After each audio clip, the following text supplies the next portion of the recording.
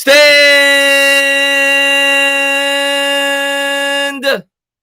up, New York Giant fans. Hope everybody's having a great day. Beautiful weather out today. Was out there for a bit. Hope everybody's enjoying their Wednesday. Obviously, a big Knick game tonight. I know a lot of you guys are, watching my Knick stream. Should be a lot of fun to call that tonight. But, I haven't done a lot of Giants because it's kind of been slow. And I've been, kind of waiting for something relevant to talk about. There's been a lot of rumors going on the last couple of days. Was thinking about making a video. Said I haven't gone live. Haven't talked with you guys a bit about the Giants. I'm going to be live tomorrow night doing a mock draft with a couple of Giants YouTubers. So that should be fun as well. Haven't done one of those yet. A live mock simulation with you guys. I don't have another mock draft up. I'm sure probably two before the draft starts. But there's going to be a lot to talk about as the draft approaches. And right now, guys, if we're being honest, there's still a lot of question marks. We don't know what the New York Giants are going to do at number 11. It's not as, cut and dry as it's been in the past. I mean, 2018, we were picking second overall. We didn't have to hide our cards. We said Saquon was touched by the hand of God. He was the best player in the draft. We took him. 2019, we ended up taking a quarterback, but we all knew that was a big need. And then last year, I think it was pretty obvious that the Giants needed a left tackle. And it was a rich tackle draft class. So I thought it was much easier to pinpoint what the New York Giants were going to do in the first round over the 3 previous years. This year, due to the fact that we're picking later, due to the fact that we don't have as big of an obvious need in last year's draft, even though I still think the offensive line's a need, I still think the edge rusher's a need, and you can always use more playmakers on that offense. First off, we don't know who's going to be there. And secondly, we honestly don't know which route they're going to take. We've heard a lot of rumors. I'm going to get into all those rumors that we've heard from Kim Jones, from Ryan Dunleavy. I'm going to pull up some quotes from him. Not pull up, but I'll read the quotes from him talking about Micah Parsons. And I'm going to give you guys my opinion overall on where I think at this point in time the New York Giants are leaning. But it's all a guessing game. And Craig, man, thank you very much, man. W in the chat for Chris's fresh cut. Oh, thank you very much. Hey, you guys been asking me to get the most cut in every Knicks live stream. I said I was going to do it for about, a month. And today I finally decided to go out and get the haircut. It was way too long. Appreciate that, Craig. Thank you guys for being here, man. What's going on, Jalen? What's going on, Rowan? What's going on, Spin City? Caden in the chat, TG Fishing in the chat, Dependable Lion in the chat, LA Sports in the chat, Lit Family in the chat, Ethan in the chat. Thank you guys for being here. I appreciate it. Jarvis Juice is in the chat. What's going on, True Rap List, Trinity Boy in the chat. Thank you guys so much for being here. What's going on there, John Smith? So let's start with what Kim Jones had to say yesterday. And basically, to sum it up, what Kim Jones had to say was the New York Giants have interest in every potential first-round pick under the sun. She went on to list, I think it was 6 prospects, and then later went on to talk about Devontae Smith. She said, as of now, according to her inside sources, which I'm sure she has some, the New York Giants are showing interest in Azeez Ojulari, Micah Parsons, Kwity Paye, Rashawn Slater, Patrick Surtain, and Jalen Waddle. And then when further pressed upon it, she talked about Devontae Smith. And she said that these were among the players, but those were the players that she highlighted. And we've heard Azeez Ojulari pointed out a lot. We've heard Kwity Paye pointed out a lot at the edge rusher position. And, of course, the wide receivers. Rashawn Slater shouldn't really surprise you there. But Ojulari has been getting a lot of print lately, and it's not just from her. I've seen him popping up in mock drafts. And we're going to talk a little bit more about him throughout this stream because I do think it's becoming more and more realistic that Azeez Ojulari could very well be a potential candidate for the New York Giants at 11, or if they trade down. I'm not telling you that we're definitely going to take him. I know most people, myself included, would probably think it's a reach to take an edge there. But I do think it's a realistic possibility. We don't know what the Giants board is going to be. In the past, they've drafted towards need. So I think there is something there. Jordan Renan talked about how the Giants have interest in Ojulari as well. I'm going to talk about some of the connections with the New York Giants. And I personally think that Micah Parsons is off the board. I don't think we're taking Micah Parsons from some of the things I've read. I think there's serious character concerns there. I know a lot of New York Giants fans want Parsons, myself included. I think Parsons would be a fantastic fit for this defense. He's versatile. He could play on both the inside and out and would really be that, that Devin White-like presence for this defense. I don't think we're taking him. Matter of fact, I'd be surprised if we did take him. But we're going to talk more about that as the stream progresses. Dependable Line, man. Thank you very much. Like up the video and support our man, Chris. I appreciate that, man. Thank you so much, man. And Yo Elvis, man. Thank you very much. Barbara, what you want? Chris just fade. God stream it too. I got there at 12. You know what I did? I went in there and I showed him a picture. I said, make it look like that. That's what he did. So yeah, we got the mid fade. But I want to talk about Azeez Ojulari because I appreciate that, Ms. Wright. Thank you very much. I want to talk about Azeez Ojulari because the more research I do on him, the more I think, even though he's not my dream candidate, the more I think it's a realistic possibility. But first, I wanted to talk about some quotes that came out from Ryan Dunleavy regarding Micah Parsons. And this is what he had to say regarding, he writes for the New York Post, and this is what he had to say regarding the prospect. The Giants are hoping another team takes him. So right off the bat, the first thing, what I take from that, guys, is they don't want him. They don't want to be put in that spot, whether or not because they see the talent there. They see that he'd fit the scheme, but they're hoping, at least according to the source, and again, could be nonsense, but they're hoping that another team takes it because they don't want to be put in that spot. A talent evaluator with another NFL team told the Post, so they don't have to decide. Others around the league liken Parsons to former Giants wide receiver Odell Beckham Jr., who was viewed as a talented competitor with a very immature and distracting side. There's some concern because he comes off like Odell Beckham with high maintenance stuff, like a quarterback playing linebacker, one NFL scout said. But I'm not worried about Parsons like I was worried about DeAndre Baker. Another guy went on to say he's going to play like a rock star like Lawrence Taylor. He's going to play early. He's going to have success. He's going to be sitting courtside. Nothing is going to stand in the way of football for Micah. The red flags aren't enough to deter you from drafting him. Of course, he's not speaking for the Giants. That's just a scout talking about the prospect. Another person went on to say there's a lot of smoke around Micah Parsons. I'd be surprised if the Giants went in that direction right now. Another person went on to say, if I'm the Giants, and I've had a recent track record of some misses with key assets, one league source told the Post, I'm probably going to be a little more risk averse with that first pick and lean a little more towards the higher floor without getting too carried away with the higher ceiling. I don't think we're taking Micah Parsons. I would like Micah Parsons. I think he's a good fit, but there are definitely character concerns. We all know about it. There's been more stuff that's come out about Micah Parsons over the last couple of weeks. I don't think we're taking Micah Parsons. I'd be borderline surprised if we took Micah Parsons. I'm actually going to cross him off my list. I do not think he'll be a New York Giant. I could be wrong on draft night. Maybe he will. Maybe he won't. And maybe I will be surprised. I've been surprised before, but he is not one of the guys that I'm expecting the New York Giants to draft. Azeez Ojulari, however, I'm starting to lean, if we go edge, that may be the guy. If we go edge. If we pick an edge at 11, I obviously would prefer to trade down. I've talked about that several times. I would prefer to trade down if we're going to take an edge. T-Boy, man, thank you very much. Top 5 draft prospects in your opinion for the Giants or just overall? I mean, if you're going overall, I mean, you got to put Trevor Lawrence at 1. You got to put Trevor Lawrence at 1. And if we're just speaking strictly on talent, I mean, I personally would have Penei Sewell number 2. Maybe you have the second quarterback, Wilson, number 3. He's probably top 5 if you don't have him 3. And then after that, I mean, it's a matter of opinion. You know, Kyle Pitts is probably in most people's top 5. And, you know, after that, probably Chase. Probably Jamar Chase would round out my top 5. That'd probably be the top 5. It doesn't, I don't think that's going to be the order because you're going to have a lot of teams that are looking for quarterbacks. But I think that would be a pretty close to the consensus top 5 for most people.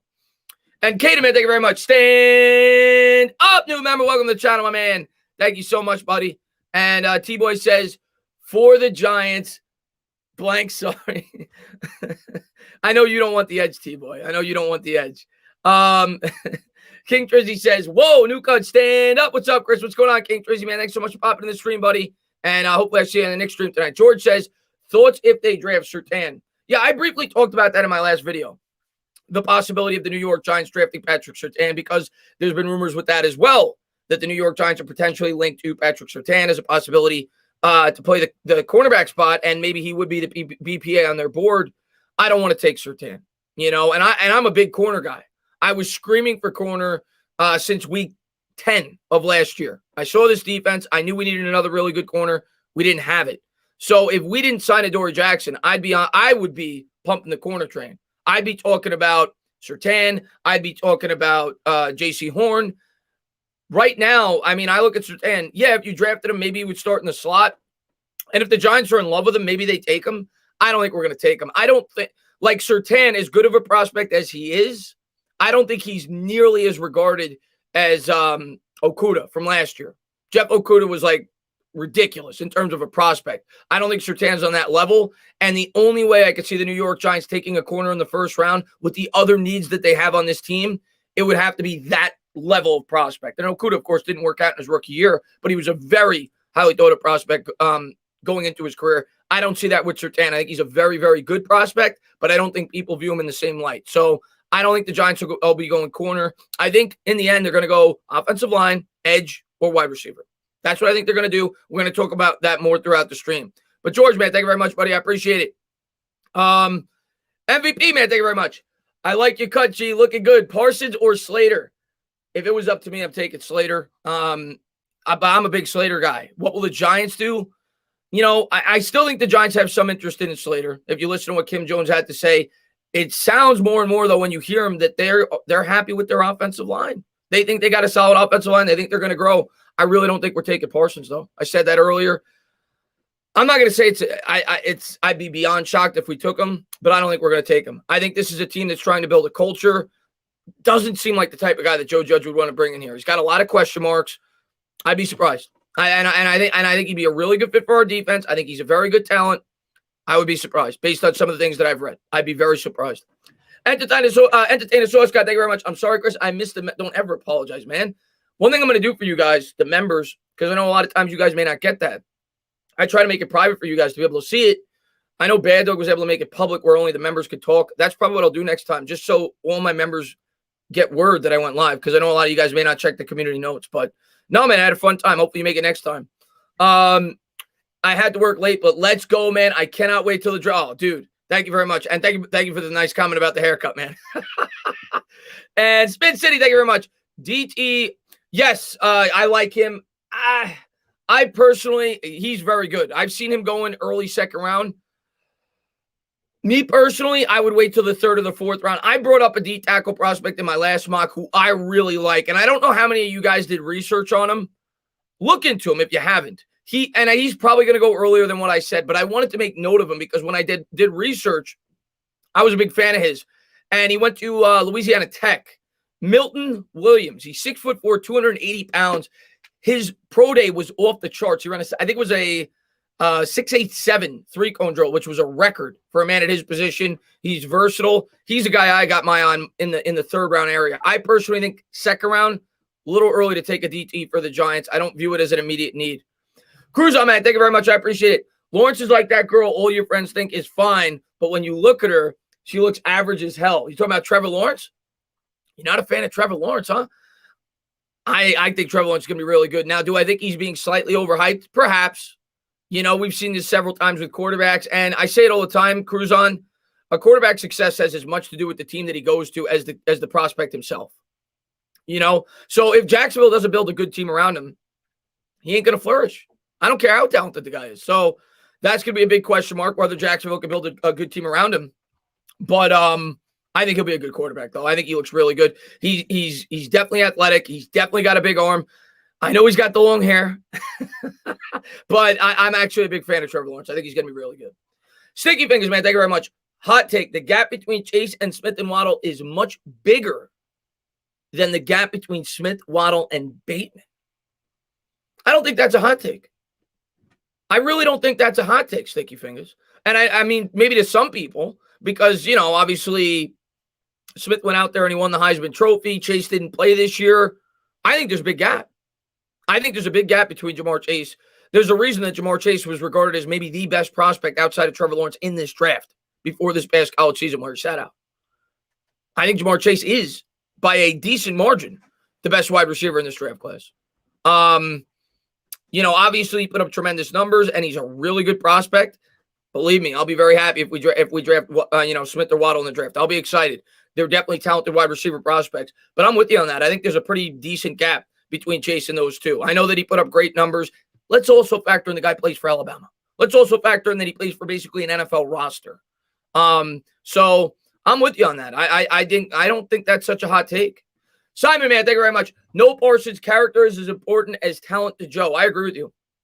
You know, and the more I read about him, and it's not just that one story, the more that I read about Micah Parsons, the more, and I know us as fans, we say, well, look what LT did. Look what this guy did. we're not the ones who make the decisions. Joe Judge, Dave Gettleman are the guys that make the decisions. And I do think they're going to value character. I really do. I think that's a big part of their evaluation process. We're not traditionally an organization that goes out there and spends high draft picks. I know we did with DeAndre Baker, but I don't see the Giants doing it. Unless they are so overblown with him and they think he's an LT level type player, which I don't think they're going to think, even though I really like Micah Parsons as a player. I don't think he's going to be a New York Giant. I'm with you on that. I'd be surprised. I would be surprised. But Simon, man, thank you very much. Dependable line, man. Thank you very much. Would you trade back with the Pats if they offer and get Kwity Paye? Of course, saying that Lance drops to 11 and Paye to 15. Okay, I like Kwity Paye. My issue with Kwity Paye is this, and it's not really an issue. I think he's a good player. I think he's a really good player when I watch him on film. And I do think he fits our scheme. But the issue I have with drafting Kwity Paye, I feel like he's very similar to Leonard Williams. He's a guy that's going to play on the line. And I feel like we're good there. I feel like we have a good defensive line. I don't feel like it's one of our biggest needs right now. He's not going to be a stand-up outside linebacker. He's going to be a guy that puts his hand in the dirt. He's going to be a 3-4 end or a 4-3 end.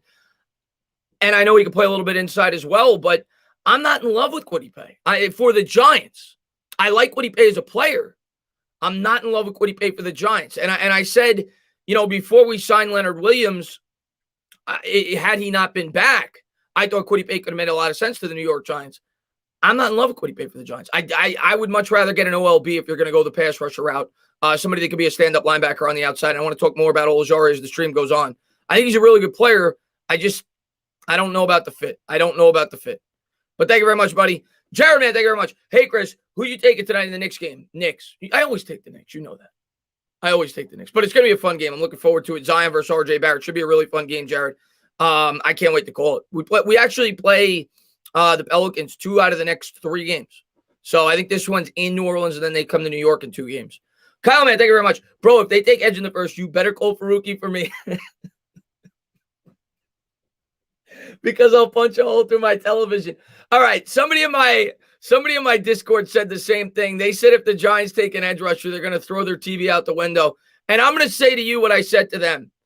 If you feel like you're going to be so enraged if the Giants take an edge rusher, because I do think it's at least fairly possible that you're going to have to break your television, get one of the old TVs out. Maybe get the 32-inch, non-HD TV. Get the oldest TV that you could find and then trash it. Don't break the 55-inch. Don't do it, Kyle. Don't do it, Kyle, because I do think it's a possibility we could take an edge. But I'm with you. I'm not going to be enraged, but I don't think it's a strong draft class for the edge rusher position. I've said that countless times. I don't believe in drafting away from the draft strengths. I am very much in favor of taking edge if we're able to trade down. I don't know how much I'm in favor of it if we're staying at number 11. But I want to talk more about Olajari. Michael, man, thank you very much. What pick will you give a Daniel Jones reaction? Michael, it ain't happening. It ain't happening. I don't think there's going to be a pick in this draft that would enrage me like that. And I've learned my lesson, man. I actually said to myself after that, and I think a lot of Giants fans felt the same thing. It was in the moment. It was a reaction. But the next day I said to myself, I got to give the kid a chance. I mean, I got to hope that the New York Giants do a good job in evaluating him. And I don't think I'm going to flip out no matter what. And a main reason why, and I've said this, that I'm much more confident this year no matter who the New York Giants take. And obviously I have my preferences, and we're going to find out on draft night where they go. But I think that they've had 2 good off seasons in a row. And I think we have a coaching staff, unlike prior years, that could get a lot out of these players, regardless of who we take. So if we go with an edge, I'll say to myself, all right, these are smart minds. Joe Judge and Patrick Graham are smart guys. They took this guy for a reason. And I think they'll be able to get a lot out of him. So I have a lot more confidence in our coaching staff than prior years. And I don't think I'm flipping out. No matter what the New York Giants do, we have a lot of needs, and I think they're going to fill one of them. Simba, man, thank you very much. Are you looking for a video editor? I'm a beginning video editor, but I would love to edit for you. I appreciate you for reaching out. We could talk. I actually have somebody that may be doing some things for me in streams already. I've talked to him about that with things like this and podcasts and things like that, breaking it up into separate videos. But I'm always willing to listen. You can message me on Twitter, buddy. T-Man, thank you very much. Once bitten, twice shy. After the DeAndre Baker debacle with the Giants, would not dare take a chance on Parsons. So what team will? Now, that's a great question. And, if he's going to go before we're up, The obvious destinations are one, Detroit, but I think Detroit's going with a wide receiver, but they could definitely use a linebacker. Carolina could absolutely use a linebacker, but I think they're going to try to help Darnold some way, shape, or form, whether it's the offensive line, whether it's a wide receiver. Denver could take him. Wouldn't be shocked if Denver took him. But if he gets outside of the top 10 and we pass on him, I mean, I don't think I'm trying to think of the teams. Chargers are going to go offensive line. They're not. I don't think they go defense. Vikings, maybe the Vikings. I don't know their history in terms of, drafting guys with potential character issues. Somebody's going to take him inside the top 20. But I'm starting to lean that he's going to fall outside of the top 11. Somebody's going to take him inside the top 20. I could see the Vikings as a possibility. I'm trying to think of another team inside the top 20 who can make sense. I don't think the Patriots would take him. Patriots need a quarterback. Could use another weapon as well. I'd have to think about it. The Packers, if he ever got there, would absolutely take him. That's not going to happen. I'd have to think about that. Nick the Wick, man, thank you very much. Shout out to my brothers, Mama Said, and G-Men for life. Thank you so much, Nick, man. I really appreciate it. And yeah, man, shout out to them, man. Thanks so much. Thank you so much for being here, buddy. Jay says, give me Parsons all day. Would make this defense deadly. Kids make mistakes. David Wilson versus Saquon Barkley in terms of athleticism. Who you got? Yeah, I wouldn't listen. You're going to see me excited on draft night if we take Parsons. I think Parsons is a beautiful fit. I just don't think we're going to take him. As far as David Wilson versus Saquon Barkley, David Wilson was a freak athlete, but I'm going to have to go with Saquon Barkley. Barkley, for a man of his size, to be able to move like he does is unheard of. I'd have to go with Saquon Barkley. David Wilson was really athletic. He was really fast and strong. He ain't Saquon Barkley. I think Saquon Barkley was definitely the better athlete overall. But David Wilson was really athletic. But I think I'd have to go with Saquon Barkley. David Wilson is one of the tragedies, though, in New York Giants history, man. First-round running back, showed promise outside of the fumbling issues when he first came in, something that Saquon Barkley hasn't had. But he definitely showed some promise, and he got hurt way too early on. Definitely could have been a really good running back. Sticky Fingers, man, thank you very much. If they really want edge in the first, it has to be Azeez, right? At 11, though, how far back would we have to trade for you to feel comfortable taking him? Let's talk about Azeez Ojulari, because as I'm starting to hear more and more rumors about the New York Giants taking Azeez Ojulari, the more I'm looking into him. And the first thing I'll say is he fits the scheme. He fits the scheme as well as any edge rusher that's projected to go in the first round. He fits the scheme better than any other edge rusher projected to go in the first round. The second thing I'll say is, and I said it today on Twitter, the New York Giants showed interest in acquiring an edge rusher in free agency that has the same exact weight at 240 pounds, that went to the same exact college in Georgia in 2016. They tried to acquire him. So there's links there. The other thing that I want to point out about Azeez Ojulari, you know who his lead recruiter was? I looked it up. You know who Azeez Ojulari's head recruiter was? Linebacker coach for the New York Giants, Kevin Sherr. 2018, he was the lead recruiter for Azeez Ojulari. There's links there. He's versatile. He's decent in coverage. He's good off the edge. He's athletic. What I worry about with him, what a lot of scouts say, what you see on film, he struggles getting off blocks. So I worry about that. I think he's a scheme fit. Am I in love with the pick at 11? No. Not in love with the pick at 11. Would I cry? No. I would trust the coaching staff to get the most out of him. But I do think it's more and more probable that Azeez Ojulari could be who the New York Giants are looking at if they're thinking about going edge in the first round of this year's draft. I will say that. And we'll see. We'll see how it all plays out. But a guy that I didn't think was much of a realistic possibility maybe 2 or 3 weeks ago, every time I look now, I see Azeez Ojulari mentioned. Whether it's Jordan Renan, whether it's Kim Jones, whether it's a mock draft, he's being mocked more and more to the Giants. There's links there. He fits the scheme. He's got connections to the coaching staff.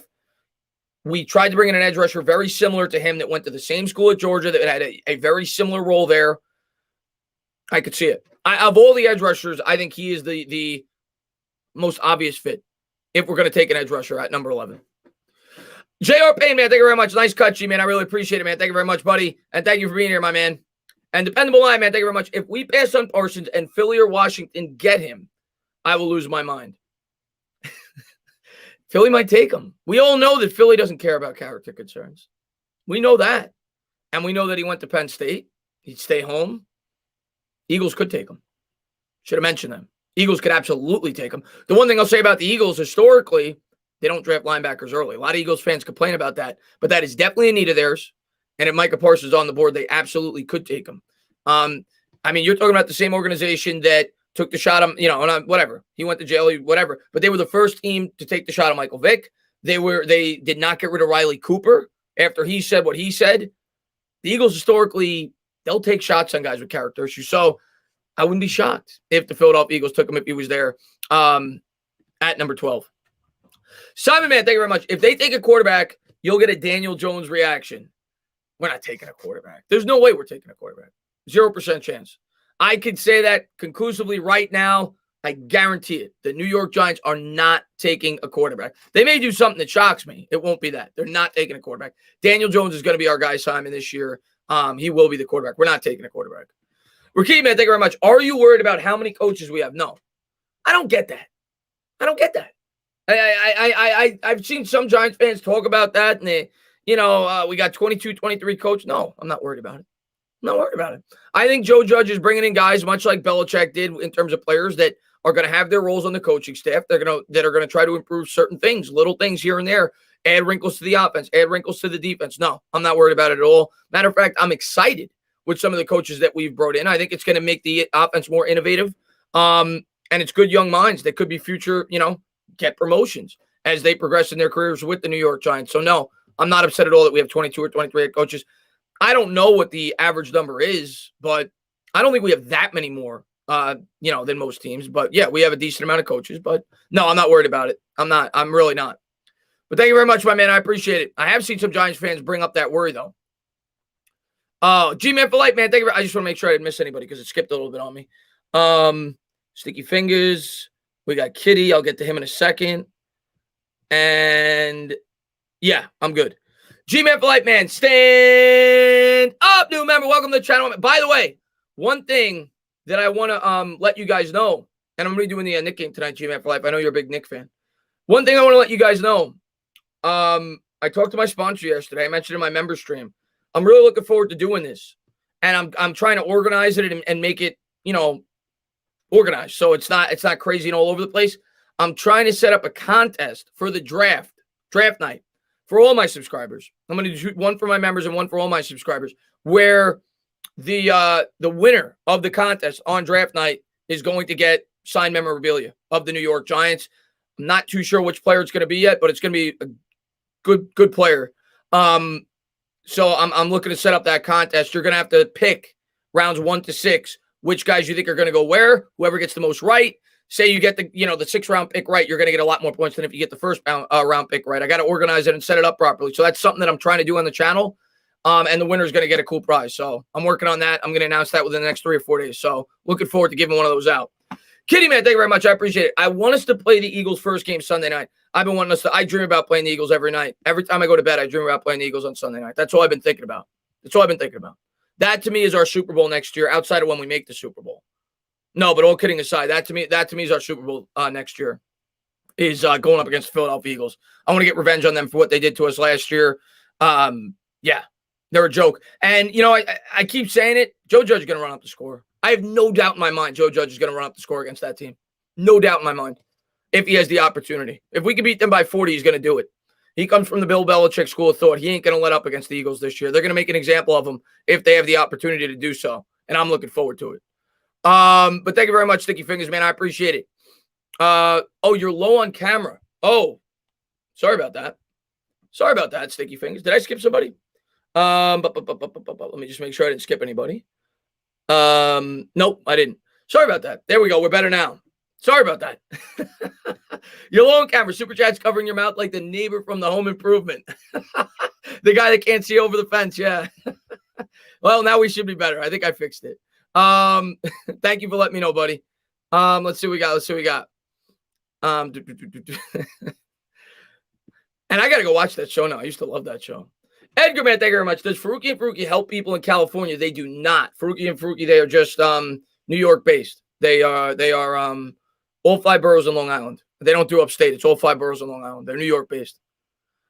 And George, man, thank you very much. Yeah, Philly's a dirty sports city. They tried to drill Conforto in the head. Dude, George, don't even get me started with that.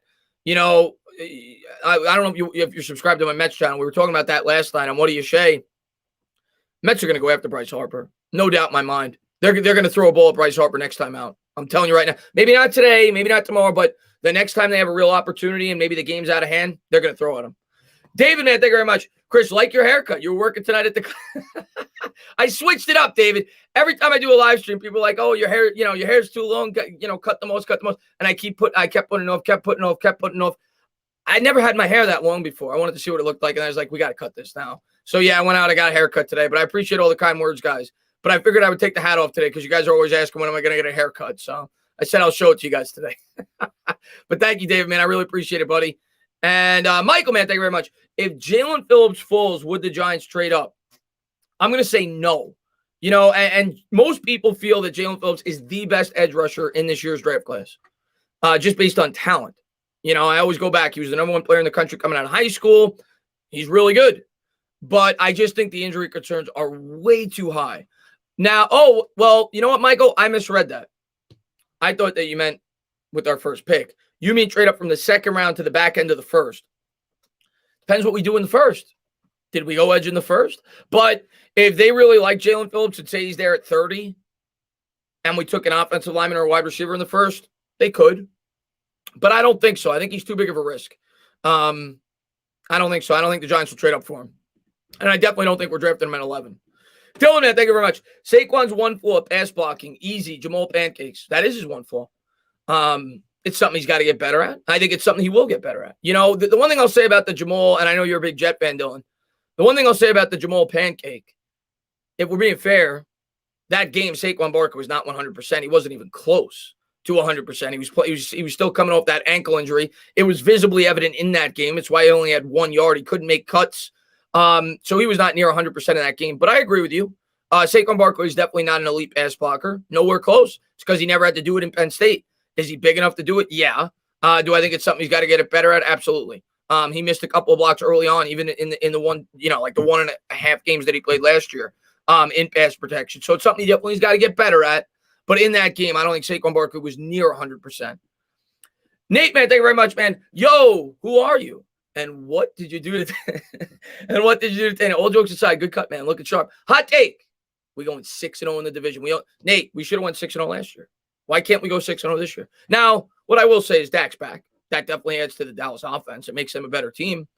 And, we'll see what Ryan Fitzpatrick is for Washington. We're going to beat Philly. There's no reason we shouldn't sweep Philly, in my opinion.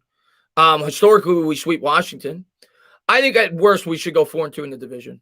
At worst. And I think we have a legitimate chance to go 5-1. I'm not going to go as far to say 6-0 because things happen. And you could never take any divisional opponent for granted. But I am probably going to go in with a 4-2 expectation in the division going into next year. But I think we'll do much better out of the division than we did the prior year. But I'll go with the 4-2 expectation. I still respect the Cowboys. I still respect the football team. But, yeah, last year we should have swept them. G-Man Flight, man, thank you very much. Let's talk about what's real. Let's talk about the haircut for my for real, my guy. My man, G-Man for life, man. Thank you very much, man. I appreciate it, man. Thank you for being such a great supporter on the channel. I appreciate it, buddy. Looking forward to calling the Nick game with you tonight. Manuel says, how do Giants go NFL Players Association telling players to no show? How do Giants go NFL Players Association telling players to no show? Manuel, I'm trying to, maybe I missed something. Maybe somebody in the chat could describe what you're talking about. Telling players to no show. What is you? I said, I do say man a lot. It's definitely a habit of mine. I'm trying to figure out exactly what you mean by that. Telling players to no show. NFLPA is telling players to no show to OTAs. Oh, okay. Well, that's not just Giants specific. That's not just Giants specific, right? Is that the league? I missed that. I didn't even know that they were telling players not to show. Listen, if the league, is that a league thing or is that it's a New York thing? The whole league. Okay. Well, if it's the whole league, there's not much we could do about it. If the league's telling players not to show up to OTAs due to the virus, what can we really do about it? It sucks, but every team's going to have the same disadvantage. I get it. They don't want to, have the fear of this virus spreading for things that they don't necessarily need. OTAs are usually voluntary. Here's what I'll say about that, man. Not too worried about it. You've seen Daniel Jones, the wide receivers, the offensive line go out there. They went to Arizona. They're already training with each other. This team's going to work. This team's going to put in the work. They're going to work together this offseason. And I think the Giants see an opportunity to take the next big step this year, and you've already seen it this offseason. So I'm not too worried about it, especially if it's a league-wide thing. It's not a disadvantage for us if every team has to go through the same thing. But I think we're going to be much more prepared this year than we were last year, being that we already know the scheme. We played in both schemes last year. I think we're going to go in with much clearer heads. There's definitely going to be preseason. There's definitely going to be training camp, maybe not open to the public. But I think the Giants will be good, man. I'm not too worried about the OTAs, especially if it's a league-wide thing. And there we go again. My face is covered. John, I'm not condoning what Micah did, but it is still an allegation, though. Plus, we wouldn't be surrounded by bad characters on the team. It would be a mistake to pass him 11 if he's available, in my opinion. See, it's not just that, though, at least from what I've read, John. It's multiple things. It's not just specifically that story that came out. It's multiple things. And at least according to sources, and we're going to find out on draft night, the Giants are at least slightly concerned with his character. Not just because of that. I read it earlier. I'll read it again. Maybe you weren't in here. According to, I forgot who it was, but the writer of the New York, Ryan Dunleavy, I think. And I think it was the New York Post. These are some quotes. He said, the Giants are hoping another team takes him. A talent evaluator said another NFL team told the Post, so they don't have to decide. So they don't want him to be there because they think he's talented, but they don't want to have to pick him because of, the things that they worry about. There's some concern because he comes off like Odell Beckham with high maintenance stuff, like a quarterback playing linebacker, one NFL scout said. But I'm not worried about Parsons like I was about DeAndre Baker. So I don't know. Maybe I'll be wrong. Maybe these quotes mean nothing and maybe it's smoke before the draft. I don't think they're going to take him, man. And another guy went on to say, if I'm the Giants and I've had a recent track record of some misses with key assets, one league source told the Post, I'm probably going to be a little more risk averse with that pick and lean a little more towards a higher floor than getting too carried away with a higher ceiling. Another guy went on to say there's a lot of smoke around Micah Parsons. I'd be surprised if the Giants went in that direction. So, I don't know. Those were all quotes from the article. We'll see. I don't think we're taking Micah Parsons. I know a lot of people want him for good reason. I think he's a tremendous prospect. I don't think we're taking him. NYB, man, thank you very much. Filthy and the Cowgirls are going to get swept. I hope so, man. I think we are sweeping Philadelphia. Cowboys, I'm going to give them a little respect. I'm going to give them a little respect. They're getting Dak back. I think they have a good offense. We'll see what they do in the draft. But I'm going to give the Cowboys some respect. I think they could be a tough matchup, but I expect a sweep against Philadelphia. Jonathan, man, thank you very much. Releasing Lewis over Beal. Giants may like Beal. Well, the Giants spent a third-round pick on Beal. Lewis doesn't cost much money. I figured Lewis was going to be cut, especially after we got Adoree Jackson. So I'm not really surprised by that. Yadam's still on the team. You got Love. They may very well draft the corner in this year's draft. So I'm not really surprised by that. I didn't expect Ryan Lewis to make this team this year. So not really surprised by that when he played, but Yadam beat him out for the job. So obviously they didn't think very highly of Ryan Lewis to begin with. He started a bit in the beginning of the year. Dependable line, man. Thank you very much. To be honest with you, Penn State's history, I was surprised nothing came up with Barkley in 2018. And I know Parsons' allegations were from high school, right? There's multiple allegations, but the one at Penn State was in college, but there was another one in high school. There's a couple of things regarding his character. I don't have all the specifics in front of me, but there's a couple of things. It's not just one thing. And we'll see on draft night. We'll see if it actually affects his draft stock. But I think he's the wild card of the first round. I honestly think he could go anywhere in the first round, whether it be 7 or whether it be dropping into the high teens, maybe even low 20s based on his character. So I think he's the biggest question mark going into the draft. But do I think the Giants are going to take a shot? Probably not. I mean, they got lit up for taking DeAndre Baker after all the facts came out. Joe Judge, preaches culture. I don't know, man. I personally don't see it. Jonathan D says, Tana, is this a Q&A? Yeah. Yeah. Yes, it is. Yes, it is. I'm answering you guys' questions as best I can. And I'm trying to go over some of the draft rumors as well with you guys and talk some Giants football. The draft is only 2 weeks away.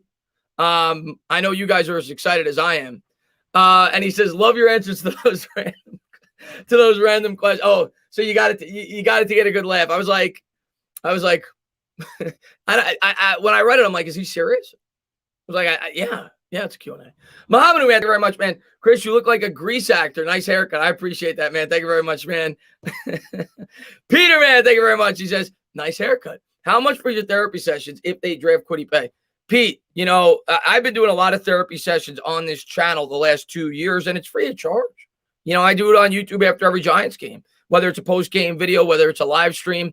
So I'm sure we'll have a therapy session after the draft if they, in fact, well, I'll be live when it happens, but after the draft as well, if they do, in fact, draft Kwity Paye, because I know a lot of Giants fans will not be happy if that takes place. I really don't think we're going to draft Kwity Paye. And I said it earlier, and I'm with you, Albin. I can't wait for the draft to be here.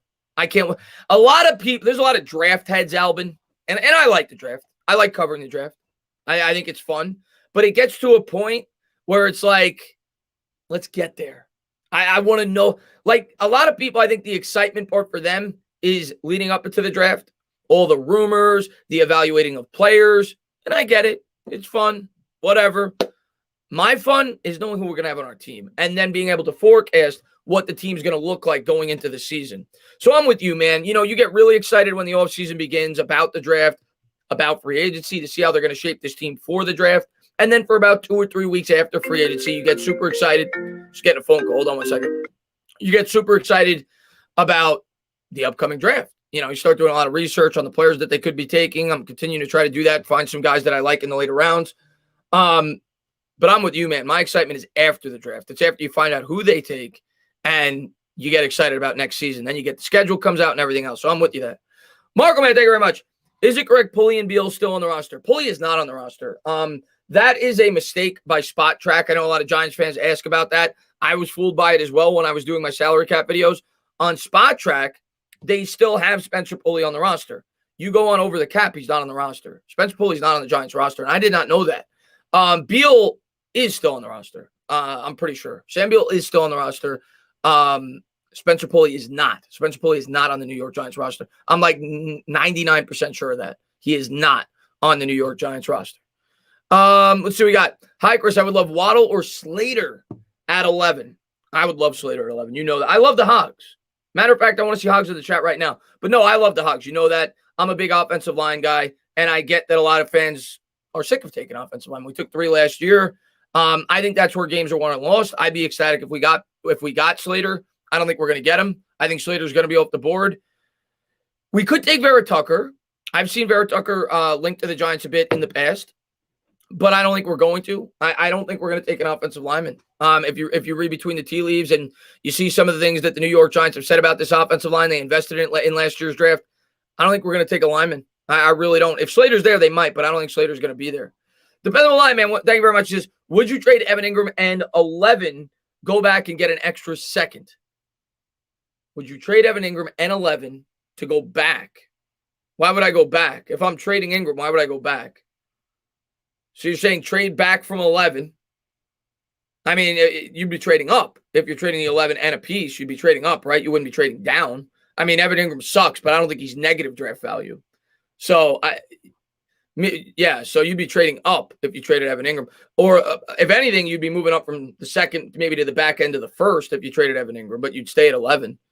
But thank you very much, buddy. I appreciate it. I know Evan Ingram sucks, but I think he's worth more than a negative pick. John, man, thank you very much. I don't take the insider rumors from beat writers too seriously. All we heard last year at this time is that we were in love with Tristan Wirfs. Yeah, I said that on Twitter, man. It's fun to speculate, and I know that we're all dying for the draft. I can't wait for the draft to be here. I can't wait for the draft to be here. Like, I'm super excited for the draft to be here. I want to know who we're going to take. We all want to know who we're going to take. Take it with a grain of salt. Like, anything that these writers are saying right now, take it with a grain of salt. It doesn't mean anything. It really doesn't. Last year's a perfect example. We didn't hear about. All right, I'm going to tell you when I think that these rumors have some traction and some validity to them. The day before the draft. That's when things start to unravel. You go back to the Daniel Jones pick. That's when it really started to unravel. The night before the draft. Andrew Thomas. Nobody had us taking Andrew Thomas until really the morning of the draft. And then you started to hear that the Dolphins had interest. They were thinking about jumping the Giants to get him. But everybody had Andrew Thomas going later in the first round. So the night before the draft, the morning of the draft, those rumors, I take a lot more seriously than right now. Right now, in my opinion, you have a lot of writers that are trying to make stories, right? You know, you go on Giants Wire, and I forgot who, you know, I'm not saying Giants Wire did this. They take a lot of articles from other sources. I don't remember who wrote it. But they made an article that the New York Giants interviewed Jamar Chase. Okay. What does that mean? Like, it's clickbait. They interviewed Jamar Chase. Okay. They could interview Trevor Lawrence. What does that mean? We're not getting Jamar Chase.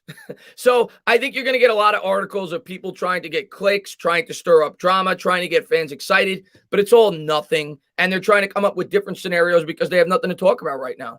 They just don't. Right now, the mock drafts are all done with. Everybody speculated. We don't know what's going to happen. So I don't read too much into the rumors until draft day. I just don't. But John, man, thank you very much, buddy. I appreciate it. But I do think Azeez Ojulari could be a New York Giant. I'm not saying he will. I could see it. That's one rumor that I'm starting to believe is a possibility. John, man, thank you very much. Better fit if available. Number 11, Smith or Waddle? You know I like Waddle better. You know, I've come out and said, you know, before free agency, Waddle was my guy. I wanted Waddle. You know, I love Waddle. And a report came out today that Waddle is good to go. They said that the x-rays came back good. And I think it was an ankle injury. He's going to be fine.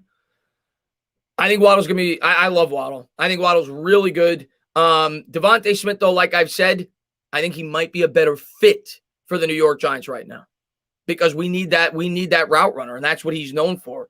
So I think I think I'd have Waddle higher, but as weird as it may sound, I may prefer Devontae Smith for the Giants because he might be a better fit for what we need right now at that wide receiver position if we were going wide receiver. But I'm a huge fan of Jalen. I like Jalen Waddle a lot. Lefty, man, thank you very much. Whoa, bada bing, bada boom. Look at the new haircut. What's up, Lefty, man? Thanks for popping in the stream, my man. And Sticky Fingers says, you never answered my super chat about it. Oh, did I miss it? I'm sorry, man. You didn't have to donate again. I'm sorry, man. She says, how far back do we have to trade for you to feel comfortable with? Oh, I forgot to answer the second part of it. Okay, for me to feel – all right, first thing I'm going to say is this. It would not be my ideal choice. I don't want to take an edge at 11. I'm not going to flip out if we do it. I'm going to trust the coaching staff. I know it's a need, and maybe they feel very high about that prospect. So if they take him at 11, I'm not going to cry. It's not my pick. It's not what I want. I'm not going to cry. But ideally, where would I like to be to draft Azeez Ojulari or to draft an edge rusher? 15. If we could trade down to 15 with the Patriots, I'm completely fine at that spot. If we could trade down to 20 with the Bears, if he's there, I'd be completely fine with that spot. I think those are the two most realistic destinations we could trade down to because if you're trading up, I think it's going to be for a quarterback. So those are two teams that need a quarterback. Washington ain't trading with the Giants. So I think it would be 15 or 20. I think those are the two most logical spots if we are going to be able to trade down, where we would trade down. And I think Ojulari at 15 is fine. I've seen him mocked in that area in the 15 to 20 range. And I think 20 is fine. So that would be the home run for me. If they really want Azeez Ojulari, if they really want an edge rusher and you're able to trade down, that to me would be the home run. That I'd be very happy with that. Because I think you could get him there. But we know, we said the same thing. And Sacred Dust, man, thank you so much. Stand up! New member, Sacred Dust, man. Thank you so much, man, for becoming a member of the channel, man. I really appreciate it. We know that that the Giants aren't scared to take a player if they really like him. Nobody had Daniel Jones going 6. Most people didn't have Dexter Lawrence going 17. So we know that, so it's not going to, it will not shock me if we take him. It just won't. Derek, man, thank you very much. Where do you think Gallman ends up going? I think the Steelers could make sense. I think the Steelers, sorry about that. 1 second. I think the Steelers make a lot of sense. They just lost Connor. They could use a running back. I could see that. I could see the Steelers making a lot of sense. I don't know if he's been rumored there, but I think that makes a lot of sense for Gallman. George, man, thank you very much. Tell Gettleman to call back later. Hope the Knicks win. My brothers live in Louisiana. They are going. They will probably be the only Knicks fans that, I'm sure there's not a ton of Knicks fans in Louisiana. I can't wait for the game. I cannot wait for the game. This was one of the games that I had circled before the year started. Obviously, Zion versus Rj Barrett. I haven't really gotten to see much of Zion because I watched Knicks games. And he was hurt a lot last year. So I haven't gotten to see much, a whole bunch of Zion. Obviously, I've seen a little bit of him, and he's a tremendous player. So I'm looking forward to calling the game tonight and getting to see Zion versus Rj Barrett, the former two Duke teammates. And it's a big game for the Knicks. We haven't won 4 straight all year, so I'm looking forward to it. Patriot Mac, man, thank you so much, man, for the $3 donation, man. I appreciate it, buddy. But the Knicks games are so much fun, dude. It's such a fun team to root for now, man. The team goes out there and fights every night. It's like the Giants. I'm really happy where both my teams are. Paul, man, thank you very much. Thoughts on Usyk Aramoa? Good fit for the G-men. Yeah, I think he's a good fit. I think JOK is a good fit. He doesn't have a defined position, I feel like. He's like 210. Ozolari is more of a defined edge rusher. JOK is kind of a guy that you move around. Doesn't really have a defined position, but I do like him, yes. And I do think he's going to go probably in the top half of the first round. He has really moved up. When it first started, and I remember Nate talking to me about this, so he's big on the draft. One of my subscribers, he's got a channel as well. He was going like late second, early third, but he's really moved up, and he's really impressed. And, yeah, I like him. Not at 11, but I do like him. Yes, I do like him. He's good. I've seen even the Eagles taking him at 12, though, so would it shock me if we took him? No. But I haven't really heard his name linked to the Giants. But to be fair, last year, I didn't really hear Andrew Thomas's name linked to the Giants, if we're being honest. So you never know. Rolly, man, thank you very much. I appreciate it, man. What up, Chris? I've been out of the loop. What's the rumor on the Giants looking fresh with the haircut, bro? Now go back. No, go big as Shorty and start a family already. Rolly, what's going on, my man? There's a couple of rumors. I mean, listen, take the rumors with a grain of salt. Seriously, take the rumors with a grain of salt. Around draft time, they're going to throw out a bunch of rumors. But Kim Jones came out with a tweet yesterday. A lot of Giants fans got excited about it. She said the 6 players that she's heard from sources among the players. So she wanted to highlight that. So implying that there could be more, but these are the 6 she's hearing a lot of that the Giants have interest in at number 11 are Azeez Ojulari, Micah Parsons, Kwity Paye, Rashawn Slater, Patrick Surtain, and Jalen Waddle. She then later went on to say that Devontae Smith could be included in that as well. So that was the big rumor yesterday. And then there was some quotes that came out about from Ryan Dunleavy speaking about Micah Parsons and basically saying that the New York Giants, I'll make sense of what he said. I'm not going to read the exact quote, but basically what he said from his source is what he said about the Giants thinking of Micah Parsons was they like him, but they don't want to have to take him. So it sounds like they're worried about his character concerns, but they see the talent that he has.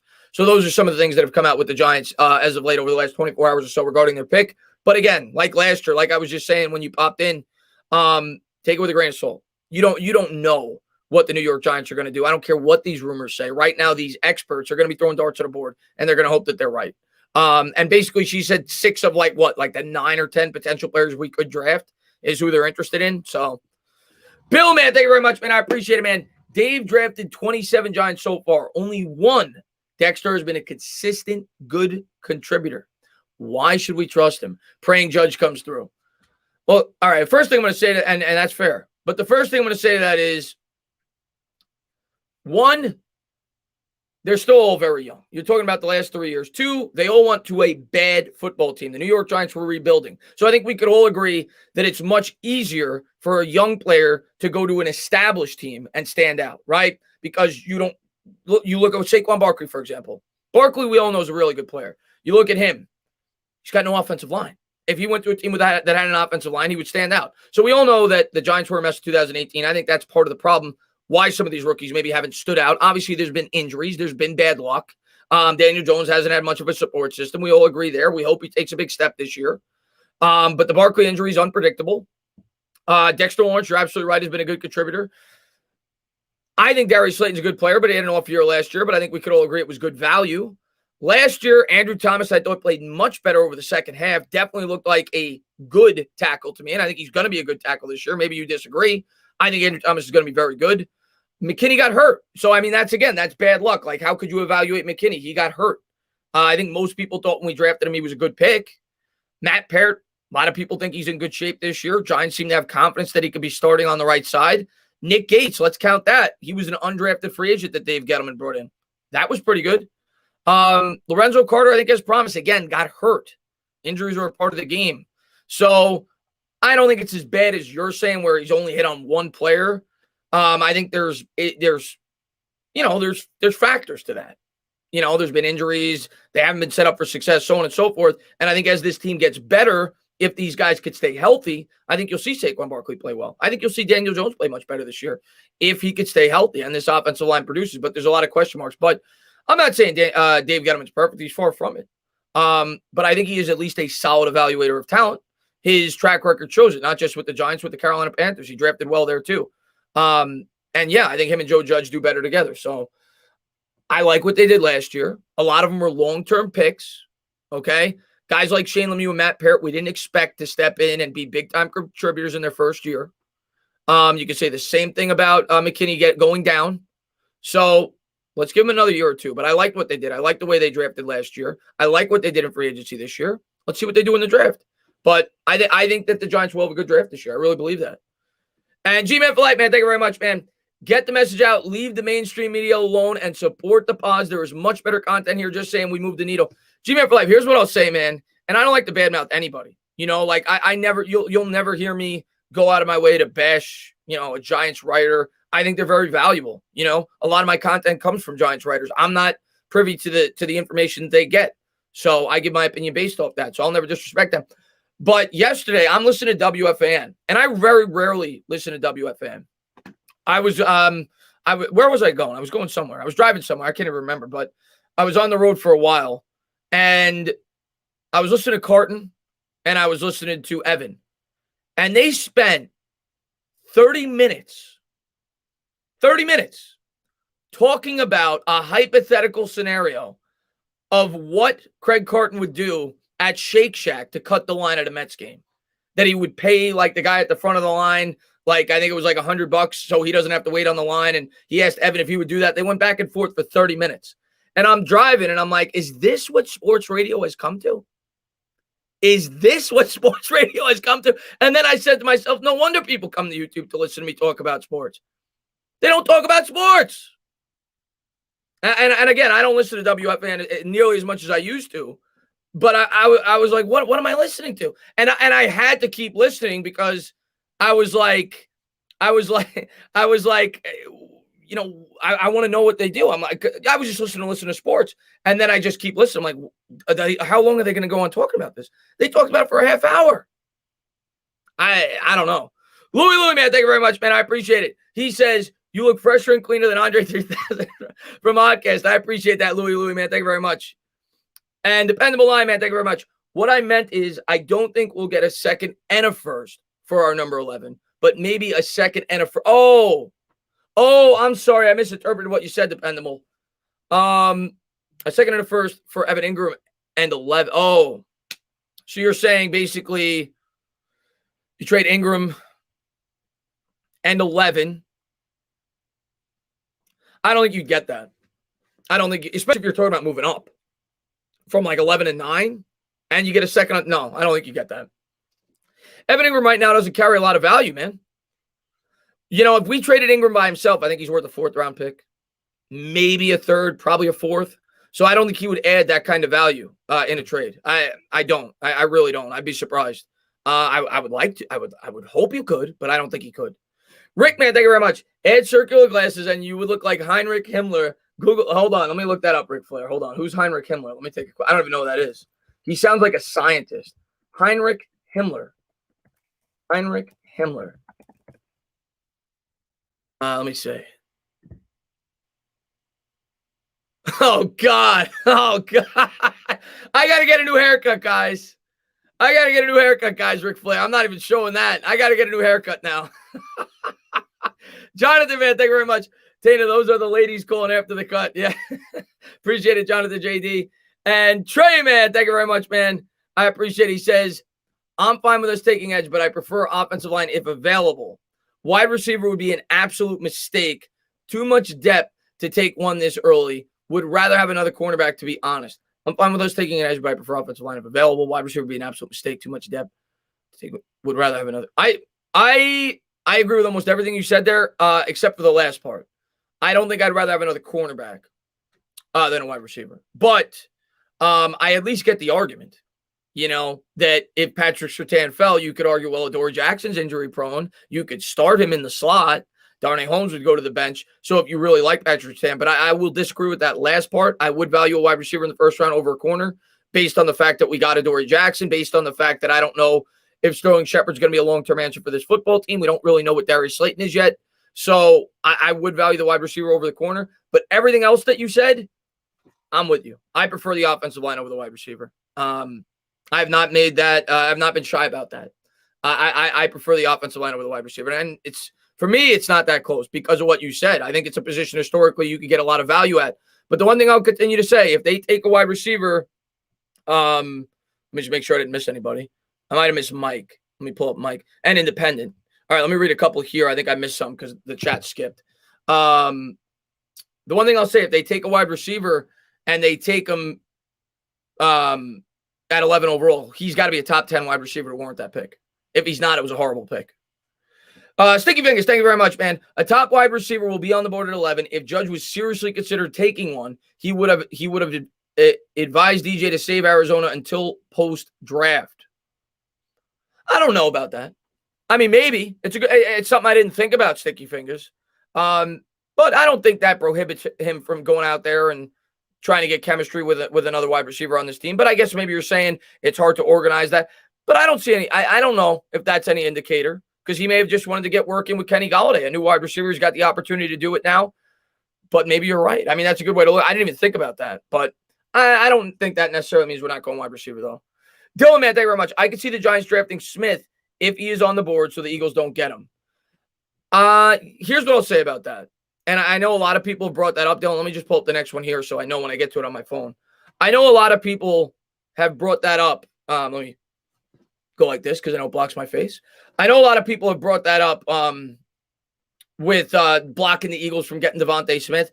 What I'll say is this, Dylan. I am never in favor of just drafting a guy to block a team in your division from getting him. If you're going to draft a guy, commit to that guy. Believe that he's the guy. Believe that that is the best pick for you to take in that spot. Don't just draft a guy because you're scared that the Eagles are going to draft him. So I do not like that reasoning. I'm not saying I don't like it if they pick Devontae Smith. It's personally not my first choice, depending on who's there, of course. But if you're going to take him, believe that he's the best player there. Believe that he's the guy that you can't pass up on. And don't do it because you're scared the Eagles may take him.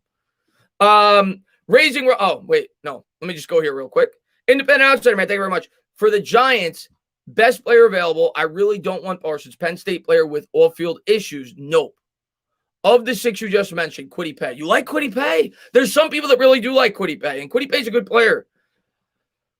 I just don't know, man. I don't know if he's the type of player we need on this defense now. Maybe I'll be wrong if they draft him. I'll hope the Giants are right. To me, he's kind of like Leonard Williams. He's not quite as big as Leo. I think Leo's got maybe 15 pounds on him. But he's that type of player. And for me, if you're going with an edge, I'd rather get the OLB. I think that's more of what we need right now in this defense. I was a big fan of Paye if we didn't bring back Leonard Williams, but we did. But maybe that will be what they do. He's a good player. Mike, man, thank you very much. I appreciate it. He says, if you had to put your money on it as of today, who do you think is the pick at 11? Mike, my opinion changes every day. Like my head is doing circles, and that's it. That's a testament to the Giants. They've done a great job. They haven't let on who they're going to take, which they shouldn't. You asked me 2 months ago, I said Devontae Smith. You asked me immediately after free agency, I said Rashawn Slater. Then the Panthers got Sam Darnold. I said, well, they're not taking a quarterback now. Slater probably won't get to us. It's hard for me to give you one name. If it's all right, I'm down to 3 players right now today. And my opinion may change in 3 days. But I'm down to 4 players right now for the New York Giants. If what I think is going to happen in the top 10 happens. If Slater's there, I think Slater's obviously a possibility. Right now, I'm feeling like he won't be there. If Penei Sewell's there, I think he's a possibility. If Jamar Chase is there, I think he's a possibility. But based on the guys that I think are going to be there right now, I'm down to Jalen Waddle, Devontae Smith, Elijah Vera Tucker. And I can't believe I'm saying this because if you would ask me a month ago, I would have said, no way Azeez Ojulari. Those are the 4 guys I'm down to. Ojulari, Elijah Vera Tucker, Waddle, or Smith. That's where my head is right now. And if I had to pick one,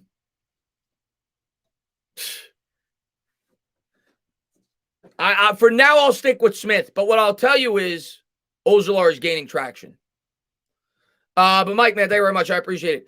Peter, man, thank you very much. All the interviews with scouts on the New York Giants channel agree that any edge in this class at 11 is basically a reach. It worries me that they make up the bulk of the Kim Jones list. Slater or Parsons, fine. I think it would be a reach. I agree with you on that. So I definitely understand why people would be worried about it. I say it all the time. I believe in drafting towards the strength. And to me, that would not be drafting towards this year's strength in the draft. So I'm with you, Pete. But I'll have to hope they're right if they do it. Ideally, they trade down to get an edge. Raising, man, thank you very much. Got your ears lowered, Ella. I think we could trade down and still get quality at edge. Offensive tackle / guard and wide receiver first, second. I want Waddle at 11 if we don't, though. I think if we trade down and still get quality at edge, offensive tackle guard and wide receiver first. Okay. Oh, so you're saying if we don't trade down, you want offensive line or wide receiver in the first. If we do trade down, you want the edge in the first. I'm with you on that, Raising. I think I'm with you on that. If we stay at 11, if it was me, I want an offensive lineman. But if Slater's off the board, I may go with a wide receiver. And if I really wanted an edge, I would try to find a trade partner the best I could to take one, because I think you'd probably be able to get Ojulari at 15. But we know the Giants' history. If they really like a player, they're not going to pass him up. They're going to take him. So we'll see, man. We'll see. But Ojulari is definitely gaining traction. Dependable, man. Thank you very much, man. I appreciate it. Let me just read it here because it's easier. He said, what would it take for you to start a podcast on Spotify? I'm going to do it. I just want it to be good. And I'm still trying to figure out exactly how I want to do it and, how I want to structure it and everything else. But I am going to do a podcast. I'm going to do a podcast this year. A lot of people have been asking me to do it. It's probably going to be closer to football season because I think I've kind of tinkered with, is it going to be New York sports or is it going to be just NFL? And I'm leaning, at least starting, since most people that are subscribed to my channel are football fans, starting with a NFL Giants podcast. Both broad NFL and Giants podcast. That's what I'm leaning. And then maybe starting to sprinkle in broad sports the next season. So I think it'll probably start in July or August. That's probably when the podcast will start. But I am going to do a podcast. That's the plan. And I'm looking forward to it. Let's see what we got here. Let's see. John Kim, man, thank you very much, man. I appreciate it. He says, if we draft a tight end in the second or the third, do you think we should give Arizona a call to see if they want Ingram for a fourth or fifth? Seems like they're Super Bowl or bust. If we draft the tight end, we better trade Evan Ingram. Whoever it may be, Arizona, Green Bay, I don't know, whoever. But if you can find a partner for Evan Ingram, you better trade him. If we draft a tight end, I don't think we're drafting a tight end. I've seen people bring up Pat Freiermuth. I don't think we're drafting a tight end. I don't. I'd be shocked. I'd be shocked if we drafted a tight end. There are so many more important needs on this team. As much as we hate Ingram, is tight end really a weakness on this team right now? Like, look at the team right now. Let's look at the position groups. Edge rusher. Who the hell do we have? We don't know what Lorenzo Carter is going to be coming off the injury. We don't know what O'Shane Jimenez is. Middle linebacker outside of Martinez. What do we really got? On the offensive side, guards. We need guards. Tackles. We could probably use another young tackle, at least his depth. Wide receiver. We could use another wide receiver. You look at the tight end. Yeah, Ingram's not great, but we got Kyle Rudolph. We're okay at tight end. I don't think Caden Smith, Levine Toila, I don't think we should be drafting a tight end. I think that's the least of our worries right now. And now, had we not signed Rudolph, I might have thought differently, but we signed Rudolph. Roldy, man, thank you very much. Said it before, I'm a Slater Parsons guy, but I'll be excited if we take Waddle at 11. I would love to trade down and take Azeez Ojulari. Roldy, you and me, man, we've kind of been lockstep this draft process, man. We're both big Waddle guys, and normally we don't agree a lot. We're both big Waddle guys. I love Slater. I love Parsons. I just don't think they're going to take him due to the character concerns. And I am starting to really like Azeez Ojulari. I just don't like him at 11. I like him at 15. But, I'm with you on that.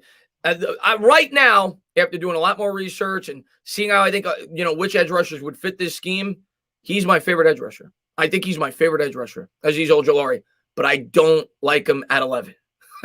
So I think we agree, Rolly, on basically incredible that we agree on almost everything in the first round. Peterman, thank you very much. How far do you have to go down to net an additional second-round pick from 11 to 16? If you drop to 15, you're getting a second-round pick. If the Pacers are trading up for a quarterback, we better be getting a second-round pick. And I think that's the only way a team's trading up to 11. I think it's going to be for a quarterback. So, yeah, if we trade down, we're getting a second-round pick. It may not be in this year's draft, maybe the following, but we're getting a second-round pick. We're definitely getting a second-round pick. If we're dropping 4 spots in the first round, we're getting a second-round pick. If we go from 11 to 20, you might get a first-round pick. You might get a first-round pick in the next year's draft. You might. You'd probably get 2 seconds, bare minimum. This year's second and next year's second, or 20 and next year's first. You'd probably get something like that. 9 spots in the first round in the top half of the draft. That's a big jump. You get a sizable package for that. But thank you very much, Pete, man. I appreciate it. Tyler, man, thank you very much. Trade Ingram 11, next year's 3rd for 7 if Pitts falls, and take Wyatt Davis with our second pick. What's your thoughts on this? Okay, so Ingram. So basically, you're saying a 3rd round pick and Evan Ingram are worth 4 spots in the top 11. That's basically what it is, right? Because you're swapping 11 for 7. You're giving him a 3rd next year, which kind of equates to a 4th. That's the way that they do it. If you give a 3rd in the following year's draft, it's worth a 4th this year. And Evan Ingram, that's not going to get it done. I don't think. When you're jumping 4 spots in the top 11, that's worth a lot. Like, right here's what I'll do right now, because I look at this, and you can't go strictly by this, but one thing that you should look at when you're trying to project trades is the draft chart. Right? It was founded by Jimmy Johnson. Right now, the Giants are at 11. Their pick is worth 1,200 points. Okay? The 7th pick is worth 1,500 points. So you're talking a 300-point discrepancy. If you're talking about trading next year's 3rd, that is worth a 4th in this year's draft by the point chart. A 4th in this year's draft for the New York Giants is worth 62 points. So the points don't offset. You're talking 1,250 plus 62. You're talking 1,312 for 1,500 points. And do I think Evan Ingram makes up the difference? No. I think it would take more than that. I think you'd have to give up maybe a second as well. I don't think that would get the job done, Tyler. I just don't. But thank you very much, buddy. Louis, man, thank you very much. I'm concerned that Smith is too slim right now. There is no way that kid could take a hit without being out for 2 seasons back-to-back. If there's one concern, that's what it is. I don't care what the weight says. People say he weighs 175, he ain't 175. So I think that is the one primary concern with Devontae Smith. And it's why long before everybody else had him dropping, it's why I thought he'd be lower than what he was being projected originally. A lot of people had him 3rd, and I said to myself, this is the Heisman hype. It was during the national championship, and I said, I look at this kid, he's really good. Really good. But I'm with you, man. I think the size, at least to some people, could be a concern. So I could see him dropping a bit. But I'd still be happy if the Giants took him. Not my first choice, but I think he's going to be a good wide receiver.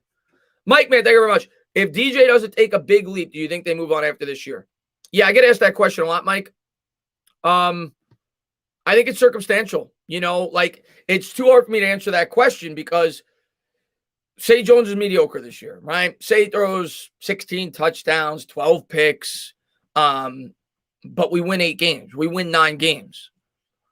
In that spot, you're picking in the middle of the draft. You're picking 15. You're picking 16. Or maybe even when you win the division. And it's not a quarterback-rich draft class, at least as of now, next year. And you're not going to have a ton of money to spend in free agency, right? Because we spent a lot this year. So, to me, it's more the record than anything else. Like, if the Giants finish around 500, I think Jones is going to be your quarterback in 2022. If the Giants have a year like the Jets and they're picking top 4, yeah, we're drafting a quarterback. I don't think that's going to happen. And I personally think Jones is going to have a good year. I could be wrong on that. I think he's going to have a good year. But even if he had a mediocre year and the Giants won like 8 or 9 games, I think he's going to be back. I think he'll be back in 2022. So I think it's more so the win total than Daniel Jones's performance. Now, if Jones was horrific and they won 9 games, which I don't think would happen. Like, if Jones is horrific, I don't think we're winning 9 games. But if he was horrific and he got pulled, maybe. You know, some people have brought up possible trades. You know, Aaron Rodgers, the Packers, they may look to get rid of him. Who knows? That's something that you look at next year. But if the Giants win 8 or 9 games, and even if he's mediocre, he's probably going to be back in 2022. If they finish in the top 5, they may take a quarterback. Zach, man, thank you very much. What would you think of a wide receiver round 1, guard round 2, linebacker round 3, D-line round 4, tackle round 5, running back round 6? Well, we don't have a round 5. We have 2 round 6. But I'm definitely on board with the running back in the 6th round with one of those 2 picks, possibly even the 4th round if they really like one. I do think we need another running back in the back end of our draft. I do like an interior defensive lineman in the 3rd or 4th round area. I've pointed out a couple in my drafts, but I do like a defensive tackle in the 3rd or 4th round area. If we go wide receiver, I think you have to go O-line round 2. The one thing that you really didn't point out, well, you said D-line. Maybe you meant edge rusher.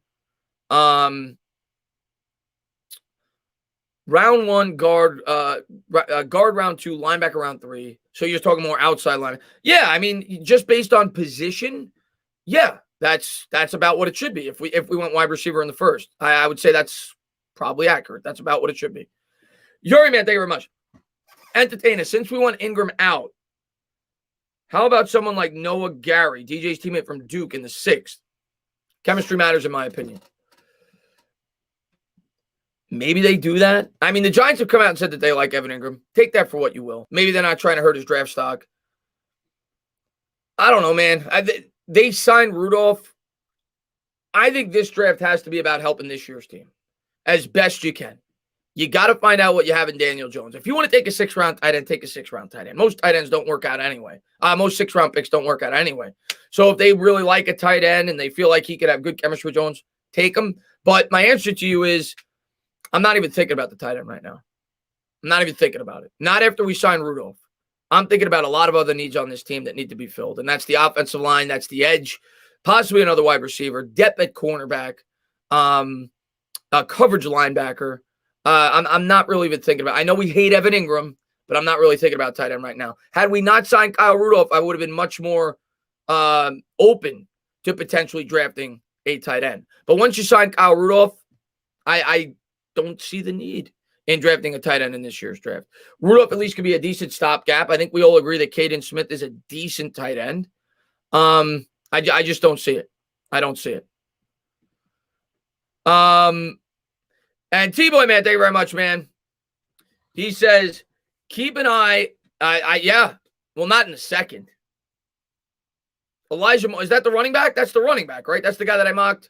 Let me just make sure I'm not mixing that up. I'm pretty sure that's the running back that went to the same school that our offensive line coached at. Yeah. Oh, no, I'm thinking of Elijah Mitchell. Elijah Moore is the slot wide receiver. I was thinking of Elijah Mitchell. Elijah Moore's the slot wide receiver out of Louisiana Tech, is it? He's a slot wide receiver. Yeah, I was thinking of Elijah Mitchell. Ole Miss. Yeah, he's the slot wide receiver. He's moved up mock drafts. I've seen him now going in the early second. He had a really good pro day. Yeah, I do mock drafts all day when I'm bored, and I've had him going to us in a couple. If when I go offensive line or edge in the 1st, I take him in the 2nd and in some of them. He's probably going to be if not the best, one of the top 2 or 3 best wide receivers on the board when we're picking in the 2nd round, if he's available. Other guys, potentially Rondell Moore, who seemingly has fallen down a bit, maybe due to his injury concerns. Yeah, I mixed him up with the running back. I really like that running back, though. I like Elijah Mitchell. I think he's a possibility in the 7th round. Same initials, EM, same first name. Yeah, Cole, he's moved up a lot. I watched some highlights on him. He had a really nice pro day. I think he was more so back in 2nd, early 3rd, but he had a really nice pro day. He's moved up. I think he is a good fit in the 2nd round. If we do not go wide receiver, obviously in the 1st, I think he is a good fit. Clock says you will do anything to look 5'11". Oh, Clocks, what's up, my man? Kadarius Toney, if he's there, Chris, I'd like him too. I like it. He's 5'9", but he's kind of a jack of all trades wide receiver. You can move him around. I like him. I like Kadarius Toney. I had Toney going to the Jets, actually, in one of my mocks at 23 overall. But he's another guy I've seen squirting into the second round. But, yeah, he's another interesting prospect. What's up there, Nona? When is your next stream with Bad Dog? I don't know, actually. Got to look at I'll tell you right now. I haven't talked to Bad Dog yet this week, but let me look right now. I can tell you when the next stream is going to be. Hold on. And it's going to be on his channel. Lakers play tomorrow. Lakers play Saturday, but they play at 4:30. So let me look at the Knicks schedule. The Knicks play today, Wednesday, Friday. It'll probably be Saturday. It's got to be Saturday because the Lakers are at 4:30. The Knicks are off, so it'll be Saturday night, if not Sunday. But I think the Lakers play Sunday, so it'll probably be Saturday night. That'll probably be the stream. Let me get back here, man. John Kim, man, thank you very much. I appreciate it. He says, Chris, hypothetically, let's say Dave Gettleman trades back to 17 with Vegas and Parsons is still there. Would you take him then? If not, I want Jabril Cox in the second. Listen, if it was me, I would be open to taking Parsons at 11. But I'm just telling you what I think the Giants are going to do. I'd be surprised if they take him. Now, if they trade back to 17, if he was there, maybe they'd be more open to it. I don't think they're going to take him. I think they're worried about the character concerns. Jabril Cox, I like a lot, and I had him going later in my last mock draft. I had him going in the third. He's probably more of a back end second, mid second round pick, and maybe the Giants would take him a little bit. Well, the Giants are near mid second. I like Jabril Cox. He's versatile. He's a very good coverage linebacker, one of the better coverage linebackers in this draft class, and that's something that would be good for this defense. Something that we could need. He's versatile. I like Jabril Cox a lot when I did research on him. I'm a big fan of him. It depends what we do in the first, though. George, man, thank you very much. If Ingram fixes the drops, then he is a great tight end. He gets open and is a great deep threat. Yeah, Joe, I'm not an Ingram fan. I don't want anybody to get it twisted. I don't believe in Ingram long term. I think Ingram is love Cox pause. I think Ingram is injury prone. I think Ingram has drop problems. I think Ingram struggles under the bright lights. The things I'm hoping for Ingram this year, due to the fact that we have Barkley back, due to the fact that we got Galladay, maybe he doesn't have as much pressure on him. And maybe because he's not our number one option, he flourishes because of that. Not getting as many targets, but maybe less is more. That's what I'm hoping. Yeah, he is a mismatch. But, every year I'm hoping that guy breaks out, and he never does. So I'm kind of at the point where I don't think he's a part of the future of this team. But unless you get a third-round pick for him, I would keep him because I think he could help the team in a limited role. So that's my take on Ingram. I don't love Ingram. I don't want Ingram here long-term. But I'm not going to give him away for nothing. And Christian, man, thank you very much. Like the cut, Tana. Stand up. Appreciate it, Christian, man. Thanks so much for popping in the stream, my man. What's going on, buddy? And Loic says, thoughts on Felton, running back wide receiver from UCLA in the 6th. Yeah, I've heard a bit about him. I hope it's Loic, Philibert. I've heard a bit about him.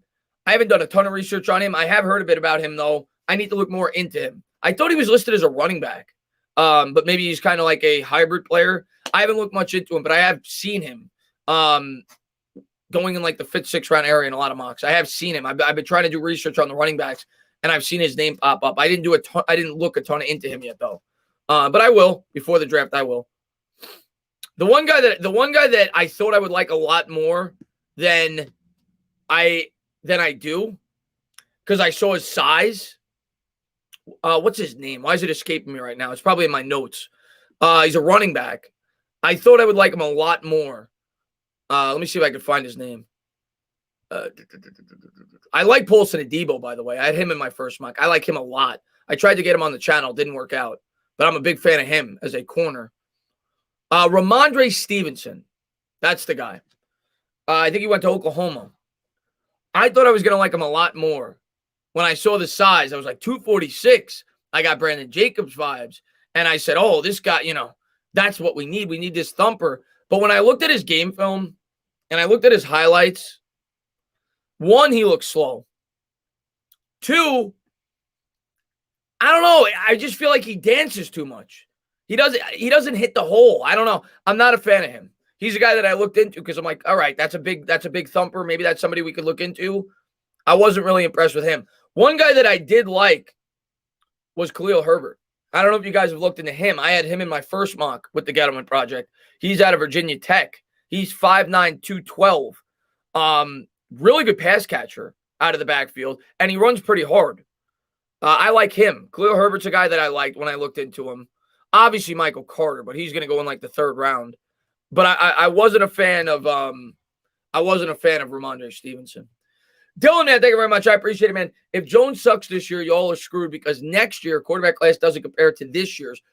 We're to talk about Trevor Lawrence too, Sam Howell.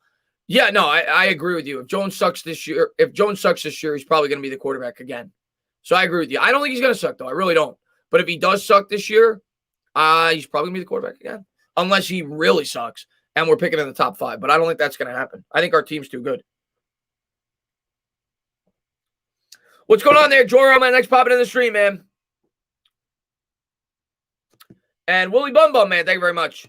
He says any offensive line / defensive line would be great in round 1. Prefer offensive line safe. Willie, I know Willie Bum Bum's a big O-line guy, like I am, which is probably why you're subscribed to my channel.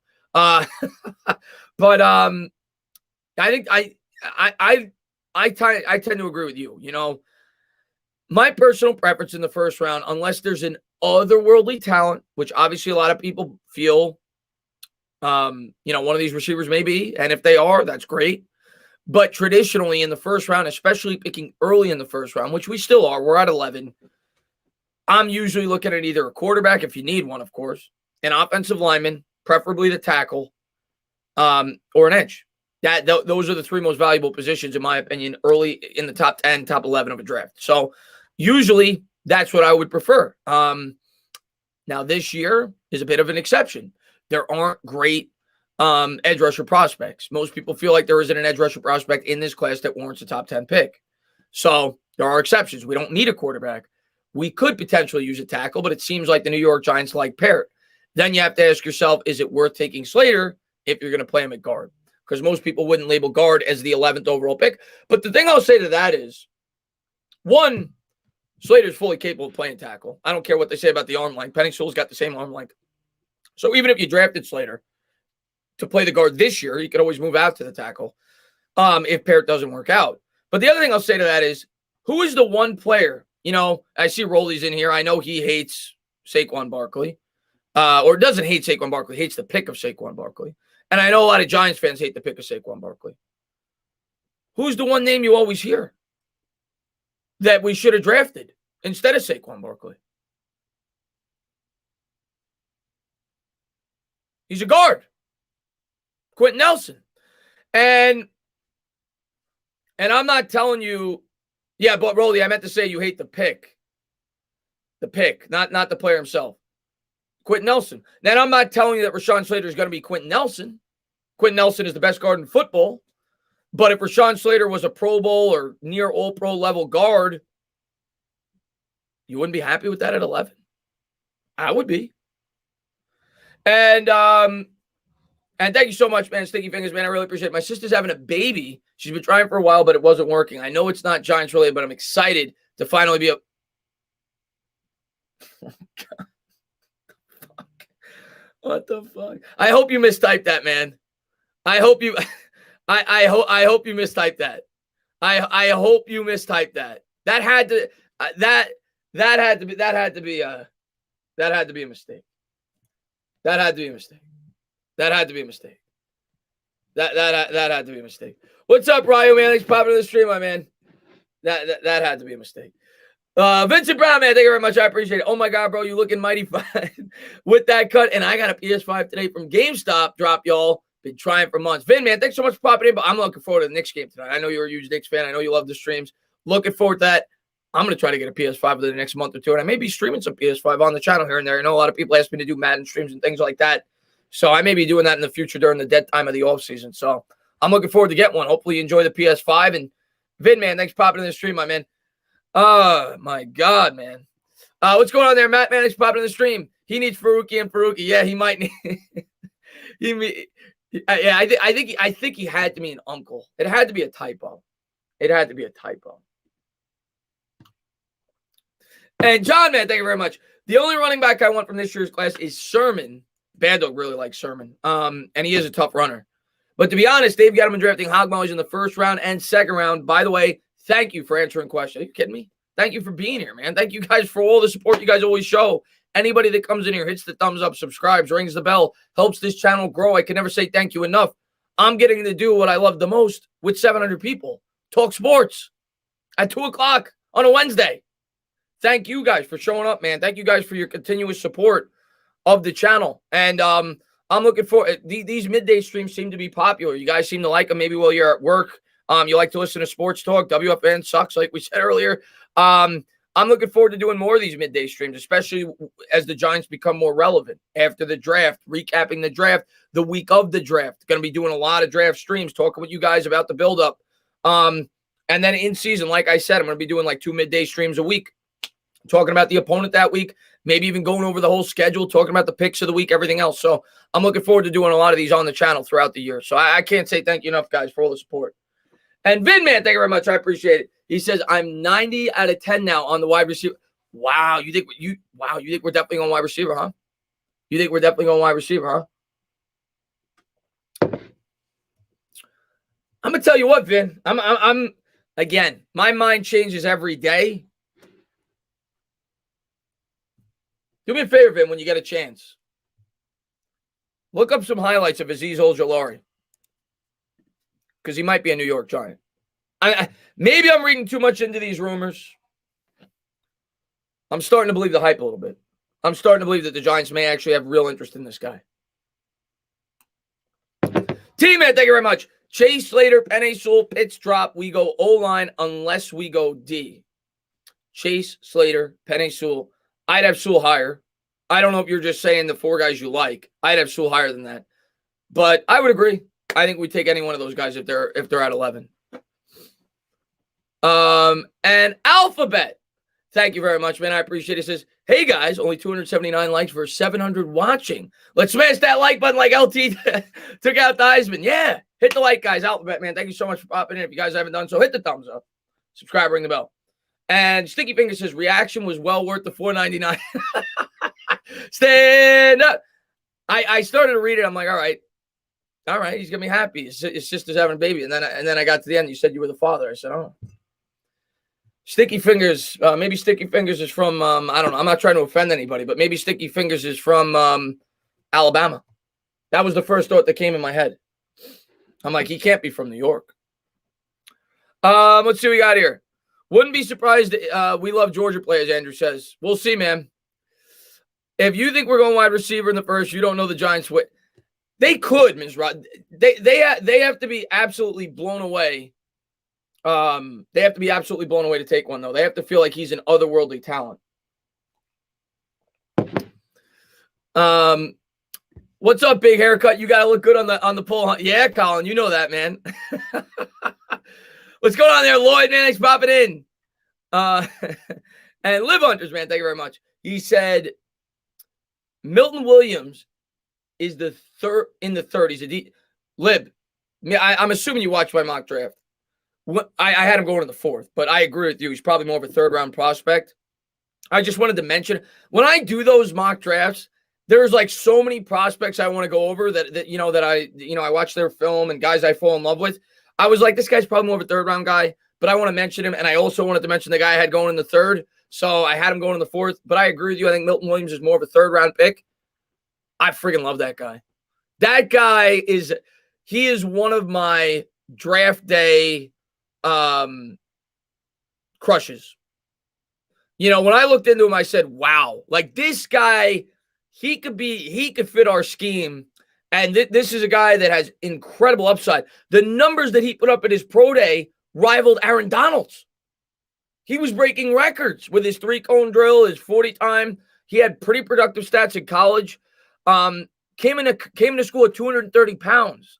He bulked up he put on weight to 285 to transfer from the end to the tackle, much like Quinnen Williams did with the Jets. He actually first came in as a defensive end when he first came into school, and he bulked up to become a DT.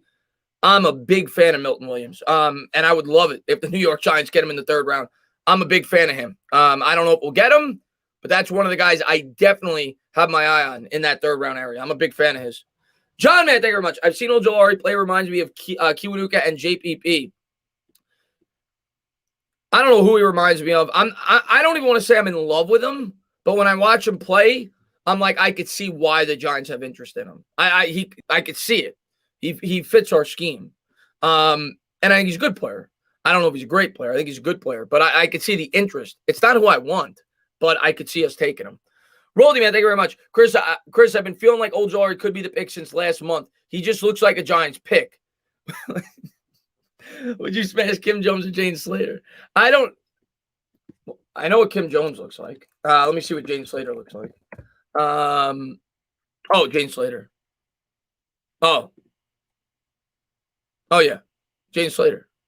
Is that a real question? Roldy? Is that a real question? Jane Slater. Jane Slater, real quick. Vin, man, thank you very much. I want wide receiver because I don't trust Kenny's health and Shep. I agree with you that I don't trust our wide receiver. I understand that argument. But like I've said in more recent videos, I can say the same thing about the edge. Do you trust Lorenzo Carter's health? Do you trust O'Shane Zimenez's health? Do you even trust their production? So you can say the same thing about the edge, but I agree with you. I think our wide receivers are definitely have injury concerns. So I definitely understand that line of thinking.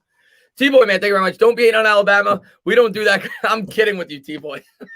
I'm kidding. I know that's like a stereotype. I'm not trying to offend anybody. Connor says, my guess is trade back to 16-ish to take Ojulari.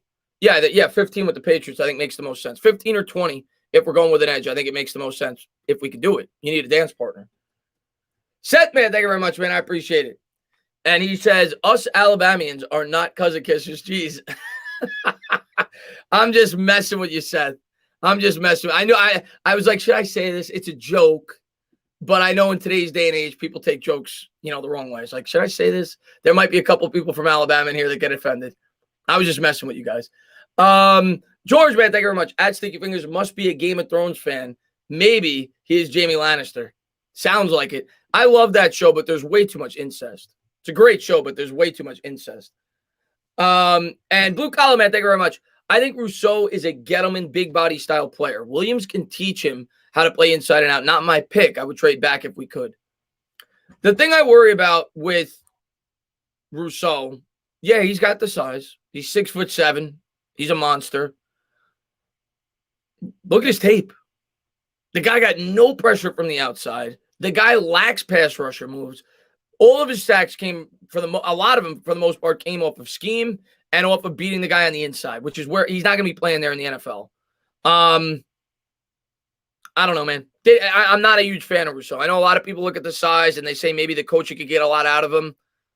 I'm not a huge fan of Rousseau. I'm just not. And maybe the Giants will take him. And if they are, again, I'll trust that Patrick Graham can get a lot out of him. I don't think the Giants are drafting Rousseau. You haven't really heard the Giants link to Rousseau, but to be fair, you never really heard the Giants link to Andrew Thomas until about a night before the draft. So maybe something will come out the night before the draft, and maybe Rousseau will be the guy, but I doubt it. I don't think we're going to take Greg Rousseau. Finesse says, I like Rousseau, but not for us. We'll see, man. And Seth, man, thank you very much. He says, no offense taken. I love those jokes. Yeah, I'm just messing with you, man. I'm just messing with you, man. Just like there's jokes about New York people, there's rats all over, whatever. I don't know. Dirty City, whatever. Dylan, man, thank you very much. Bella Hadid or Gal. I got to go with Gal Gadot. Gal Gadot. Wonder Woman all day. Gal Gadot. Gal Gadot might be my biggest crush. Oh, yeah, I love Gal Gadot. Frank, man, thank you very much. Who's your favorite edge in the draft? I guess I like Pay, but edge is really hard to evaluate for college because pressures and sacks are created differently. For the Giants, I think for me, it's Azeez Ojulari. But again, I don't like him at 11. But for the Giants, I think it's Azeez Ojulari. Phillips might be second. I like JOK, but I don't really know if he qualifies as an edge. Just like a pure edge, I think I like Azeez Ojulari. Kwity Paye's good, but he's not. He's a hand in the dirt defensive end. So I don't know. I feel like if we're going to go that route, I think we need more of an OLB. And I think the Giants clearly showed that that's what they were looking at in free agency when they tried to sign Floyd. Leonard Floyd is the same exact weight as Azeez Ojulari. He's 240 pounds. He's a guy that plays on the outside. The Giants were willing to give him a lot of money. So to me, that's where it's leaning, that I think they're going to be looking at a player like that if they're going to draft one in the first round. So as much as Kwity Paye looks like a good prospect, I don't think that's the guy we're targeting. Ash Money, man, thank you very much. I still think if Devontae Smith is the pick, right now I'm still going to stick with that as well. You know, because if he ends up being the pick, I'll be like, I told you so 2 months ago. So right now, I'm going to stick with Devontae Smith. And this happens to me before every draft, especially when you're not picking top 5. When we're picking 11, it could be so many different people. I'm going to stick with Devontae Smith, but I'm definitely opening it up to a lot more possibilities. But I'm sticking with Devontae Smith. Right now, I'm going to stick with Devontae Smith. If he's there. I just think the Giants taking Parsons unless Penny Sewell is there. We'll see, Jared. And Dylan, man, thank you very much, man. I appreciate it. He says, Gal Gadot or Prime Jennifer. Oh, you're killing me, man. I'm still going to go with Gal Gadot. Jennifer Lopez is ridiculous, though, but I'm still going to Gal Gadot. Alvin, thank you very much. With Hernandez last year, I think I'd like to trade down. Double dip on the O-line. Vera Tucker or Trayvon Jenkins and Wyatt Davis. Or Alvin, you know I'm a hog guy. You know. And if they did that, I'm going to be happy. I love the Hogs. I think that's where you need to build a team. But even I don't even want to do that. Even I, and I'm as big as a hog guy as almost anybody. Even I don't want to double dip on the offensive line. I think we have other needs on this team. I do want one of the first 2 picks, though. And if they did it, I'm not gonna be upset. Like if they end up getting, if they traded down, I guess you'd get an extra second round pick. So you're saying with one of the second round picks, take an additional offensive lineman and then maybe take an edge with the other one. I wouldn't be upset. I wouldn't be upset, but I don't think they're gonna do that. I do think they'll take an offensive lineman in one of the first 3 rounds. I'm leaning that it's gonna happen in the second. As of now, I'm leaning that they're either going to go wide receiver edge in the first and they're going to go offensive line in the second. That's what I think they will do. Not necessarily what I would do, but I think that's what they will do, if you ask me today. Rolly, man, thanks so much. I would smash later and have Kim Jong. God almighty. Oh, Rolly. NYB says, let's get Smith and not have to deal with receivers for the next 5 years. Well, that's what if they do that, that's what I'm going to tell you, NYB. That's what I'm going to say to myself. I'm going to say, all right, now we don't got to worry about that. Because typically I'm not a guy that wants to take a receiver in the first round, but I understand it. We don't have, great young talent there. And if they're enamored with Devontae Smith, okay. Now we don't have to touch that position. I don't got to worry about them taking one of the first 2 rounds over the next 3 drafts. If they elect to go that route, that I'll be okay with it. I'll be okay with it. And Alphabet, thank you very much. My instinct is that somewhere in these first 2 rounds, they really need to draft an outside linebacker who could generate pressure, then they could run a 3-4. I'm with you.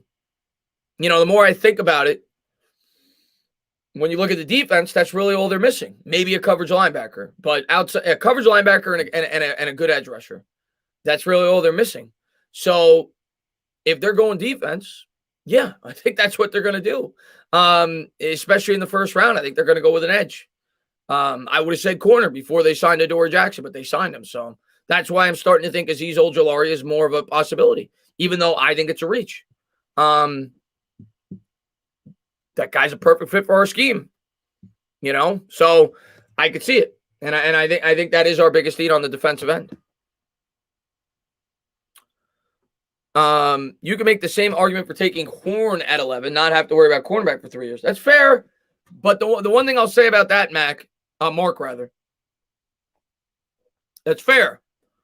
And I kind of brought that up in my video the other day when I was talking about BPA and taking Patrick Surtain if he fell to 11. I think Devontae Smith or Jalen Waddle would have more of an immediate impact than J.C. Horn. We all know that cornerbacks and wide receivers as well, but more so cornerbacks really struggle when they first come into the league. And J.C. Horn's not going to start. Like if you draft J.C. Horn, he's not going to play unless you play him in the slot. And I don't think he really is a slot. I think he's like 6'2". He's a physical corner. You signed Adoree Jackson. You got James Bradbury. So if you draft a corner, they're not going to start unless you plan to play him in the slot. And then Darnay Holmes goes to the bench.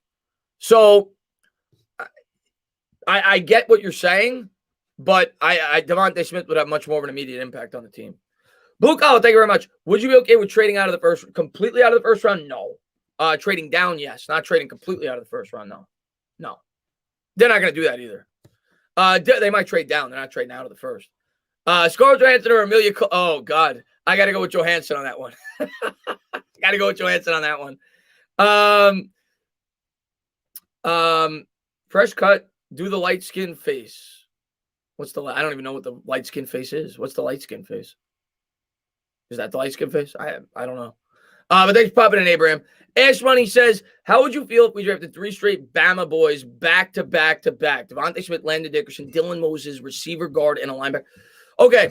Devontae Smith, I've talked about countless times. I like him. Dickerson, I like. The problem I have with Dickerson is the injuries. The guy's had 2 torn ACLs. So I worry about that with Landon Dickerson. He grew up as a Giants fan. He could play the center. He could play the guard. I like him. He's a tough football player. Second round, I worry about the injuries with him big time. 2 torn ACLs is serious. That's serious. So I don't know if I want to take him in the second round. He might go in the second round. Maybe we do take him. We've interviewed him. The injuries scare the hell out of me with him. Dylan Moses in the third round is a good pick. I'm not in love with Landon Dickerson in the second. I would go for a different interior offensive lineman in the second. But I'd be happy with the 1 and the 3. Everybody's saying sheesh. How do you feel about Patrick Oweh? Okay, here's the thing with Patrick Oweh. I think that's how it's pronounced, out of Penn State. He had a great pro day. Like, he blew it away. He killed it. And the guy's got great speed. He's got great physical talent. The guy didn't have a sack. Like, at what point do you look at a player and say, there's got to be some production? The guy had 0 sacks, at Penn State this year. And maybe he's used in a certain way. I don't know. Maybe I know he got a good amount of pressures. I remember reading that. But the guy didn't get a sack. Am I going to use it first or second round? I don't think so. I don't think so. I think he's got a lot of why is everybody saying sheesh? I know he got a lot of pressures. But it's the baby. Yeah, he didn't have a single sack, man. I don't think I want to take him in the first 2 rounds. What's going on there, Jordan, man? Thanks for popping in. I just saw him. He says, just get on here, Tana, with the fresh cut. Tana, I love the new cut. We're just saying sheesh cuts. I appreciate it, Deegan. I've seen multiple comps of Ojulari being Ngakoue. Do your research. As I said in the Discord today, Jake, do your research on him. He might be a giant. I'm starting to buy in a little bit. Again, not what I would do, but I'm starting to buy in that is what they could do. Do your research. Waddle will be a giant. We'll see, Yo-Yo. What do I think of Rashawn? He's good. He's more of a I've seen him go in the third round. He's interesting. He's not at the top of my list, but he's solid. He's more of a third round prospect. What punter prospects am I looking at? Jake, I haven't really looked into the punters. Maybe I should. What punters am I looking at? Yes, I have, Blue Collar. Jalen Phillips is probably the best edge rusher in this class, but the injury history scared the hell out of me. He was the number 1 prospect coming out of high school. Overall. He had 8 sacks last year at Miami. I think it was 8. When he got the opportunity to be the number 1 guy there. The one guy that I actually really like that doesn't get a lot of notoriety out of Miami is the other edge rusher from Temple. Played at Temple for 2 or 3 years. Then he went over to Miami after Rousseau sat out this year, Quincy Roche. And there's another guy that I think is more of a third-round target guy and another guy that I think fits our scheme. I like Roche. Obviously not in the first 2 rounds, but if we don't go edge early on, I think he's a good value pick. He actually had a really nice pro day. He's decent in coverage. He's really good at the run. from what I've seen on film. I think he's good at diagnosing the run. I think he's a good all-around player. Rochet's a guy out of Miami that I actually like. Miguel, man, thank you very much. I trade down and take Jason away, double dip on the O-line in the second. Trey Smith, Wyatt Davis, and Landon Dickerson, and pray Dylan Moses falls to 76. If not, I take Tyson Campbell. What do you think? Okay, I know a lot of people like, I think it's Away or it's Owa, whatever it is, out of Penn State. I don't like him. Not in the first round. Now, you want to tell me you want to draft him based on potential at 42? I get on board with that. But, and I know he got pressures, and I know he's super fast, and I know he had a great pro day. 0 sacks. 0 sacks. I don't know. I don't know. To me, I'm too big of a gamble to take in the first round. That's just me. As far as the rest of your draft, Trey Smith, Wyatt Davis, I think those are the 2 guards you're probably looking at if you're going second round, or Landon Dickerson. Landon Dickerson's the injuries scare me. Trey Smith obviously has the ties to our coaching staff. We have members from the Tennessee coaching staff on our roster. He's an interior guard. Wyatt Davis seems to be the favorite by most people that the Giants could take if he's there in the second round. I like Wyatt Davis. The book on Davis is he's not maybe the meanest guy. He doesn't finish his blocks all the time, but he's very athletic. And he's got upside. I think that's what you're looking at. I think one of those 3 guys will more than likely be our pick if we're going with an interior offensive lineman in the second round. So I think you hit that on the head. And Dylan Moses, Dylan Moses is definitely a third-round possibility that a lot of Giants fans like. But me personally, I'm not a fan of taking him in the first round, even if we traded down. Miguel, man, thank you very much. He's a stupid good athlete. Give him to Patrick Graham and let that defense loose. I know, no, he's definitely a great athlete. I don't know if you have to draft him in the first. I mean, maybe he is moving up in mocks. Maybe I have to look again. Last I checked, he was going early second. I don't know. There's other guys that I like at that position that I think would be there in, maybe at 20 if we were to trade down from 11. So, I like him. I'm okay with him in the second. I don't want him in the first. New York Giants, man, thank you very much. Leonard Williams had no sacks plus a lot of pressures. He did. I don't know. But I get what he's saying. He's saying elite athlete, great coaching. Maybe he could turn him into something special. Maybe he could. Wouldn't be at the top of my list. Jimmy, man, thank you very much. Think Surtain will be around at 11. Do you think having 3 top-tier corners with Holmes emerging, also with Peppers, Logan Ryan, McKinney, more sacks? I'd say 50-50. Surtain could be available at 11. I know a lot of people have the Cowboys taking him at 10. They need a corner. I don't think enough people are talking about the possibility of the Cowboys going somewhere else, whether that be Pitts. I don't think he'll be there. Whether that be offensive line, whether that be, Parsons maybe, or J.C. Horn. Maybe they prefer J.C. Horn. So do I think it's possible? Yeah, I'd say 50-50. Patrick Surtain will be there when we pick. Unless they feel Patrick Surtain is like an elite corner prospect, I don't even want to entertain it. I'd rather get a guy that can, I think, help this team. Right now, you look at our secondary. Our secondary is loaded as is. I think we have a top 5 secondary in the NFL right now. That's a strength of this team. I would sooner try to bulk up one of our weaknesses, and that's edge rusher, that's offensive line, or wide receiver. But I think that's already a big-time strength of ours. I don't think we need to allocate the 11th overall pick of Patrick Surtain. Even though I do think he's a guy that we would like. Dylan, man, thank you very much. My nephew's football team runs the quadruple option, and they just put up 28 points in a quarter in a total of 8 plays combined, bro. It's quadruple option? I'm trying to even picture what that looks like. The quadruple option. Vin, man, thank you very much. I really don't want defense anymore. We good. I want offensive line. If it was up to me, I want offensive line. But I think they're leaning defense. But maybe I'll be proven wrong on draft night. I could tell you this right now, though. My mind changes every day. What's up, Kevin Durant, man? Thanks for popping in. What's going on there, Charles Young? I appreciate it, buddy. My mind changes every day, and it's going to continue to change up until the draft. But I could see us going defense. Don't be surprised if we go defense at all. But wide receiver, defense, or O-line. That's where my head is at right now. Edge rusher, offensive line, or wide receiver.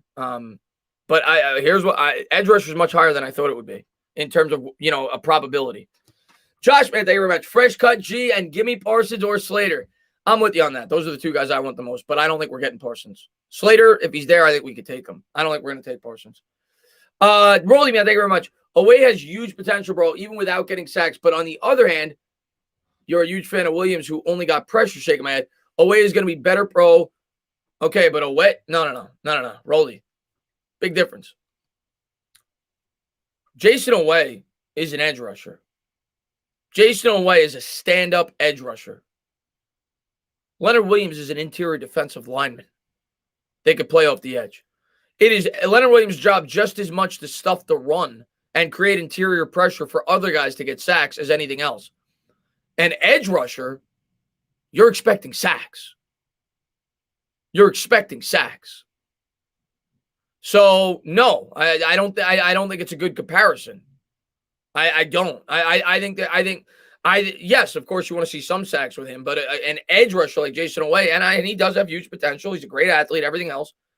He's not a guy that gets interior pressure. He's not a guy that stuffs the run. That is something that Leonard Williams has done very well throughout his entire career. He's a multi-dimensional player. So I don't think it's a good comparison. Nathan, did I miss your super chat? If I did, let me scroll up. I got you. Sorry about that, man. Good thing I caught you in the chat. Once in a while, I'll miss one or two of those. So sorry about that. As a big Tennessee fan, Trey Smith is a steal at 42. What's going on, Bobby, man? As far as and I'm curious to get Bobby's take on this because he's a big offensive line guy. But most people feel like Trey Smith would actually be a reach at 42. But I have said he's a possibility due to the fact that we have Tennessee roots on our coaching staff if we elect to go offensive line in the second round. Most people have him in the mid-second round. I wouldn't be surprised if we draft him. I don't know if I consider him a steal, but I think I think that's around where he's going to go. Mid to late second round. I think that's around where he's going to go. I think I saw Bobby in here. I just wanted to pull him up so you guys can go over there and check him out.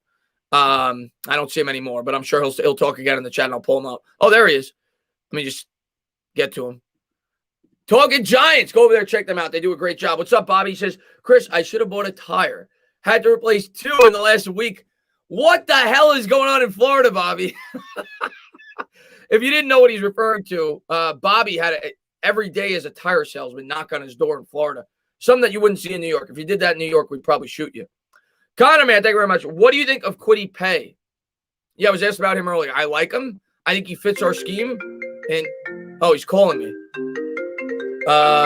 Hold on. Bobby, what's up?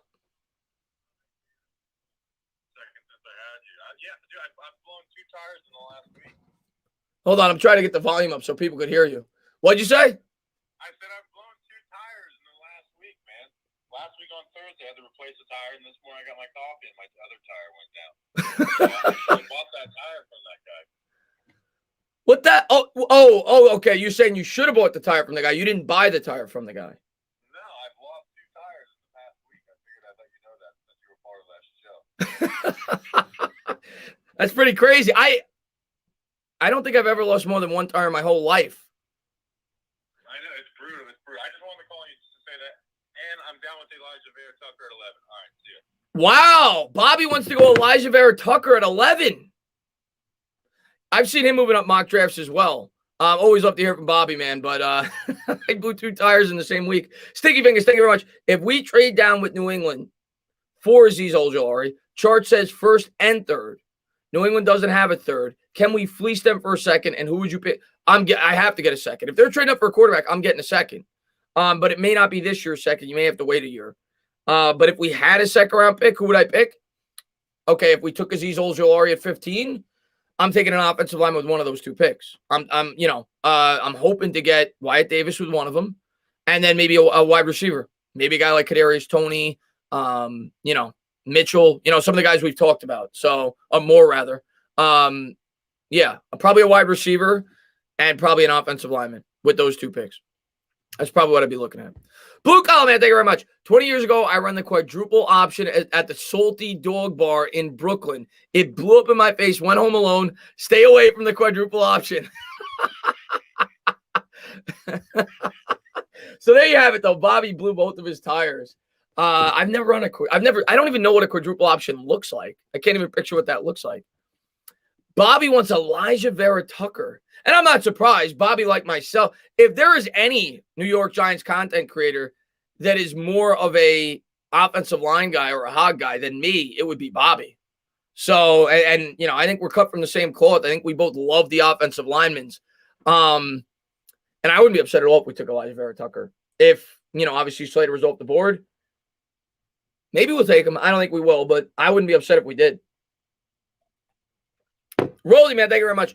Leonard Williams lovers in here. How many sacks do you expect him to have this season? Be careful what you write down because it doesn't happen. I'm coming at you. I don't expect 10 or 11 and a half. I think that's what he had this year. I don't expect that this year. And I'm okay with that. To me, his primary objective is not even sacks, especially if we draft an edge and we get Carter back. I'm okay if he gets 5 sacks, 6 sacks, if he creates pressure. If he's getting interior pressure, causing the pocket to collapse, getting the quarterback out of the pocket, and that creates more sacks. I don't think you could judge Leonard Williams just based off of his sack numbers because he does so much more than that. So I don't expect 10 or 11 sacks. If he gets 5 or 6 sacks but creates other opportunities for others and does a good job at stuffing the run, I'm okay with that. I expect our defense to be close to a top 5 unit. And I expect him to be a big part of it. May not result in 11 sacks. May result in sacks for others. But I think he's good. I think he's a very good player. I think he fits our scheme very nicely. And I think he's done a great job since he's been a New York Giant. Live Hunters, man, thank you very much. Have to go Phillips over Olajari if medicals check out. He's had less concussions than Shepard. And the other injury was just a wrist. He's got upside. I'll tell you that right now. And that's what it'll come down to. To me, that's all it comes down to with him.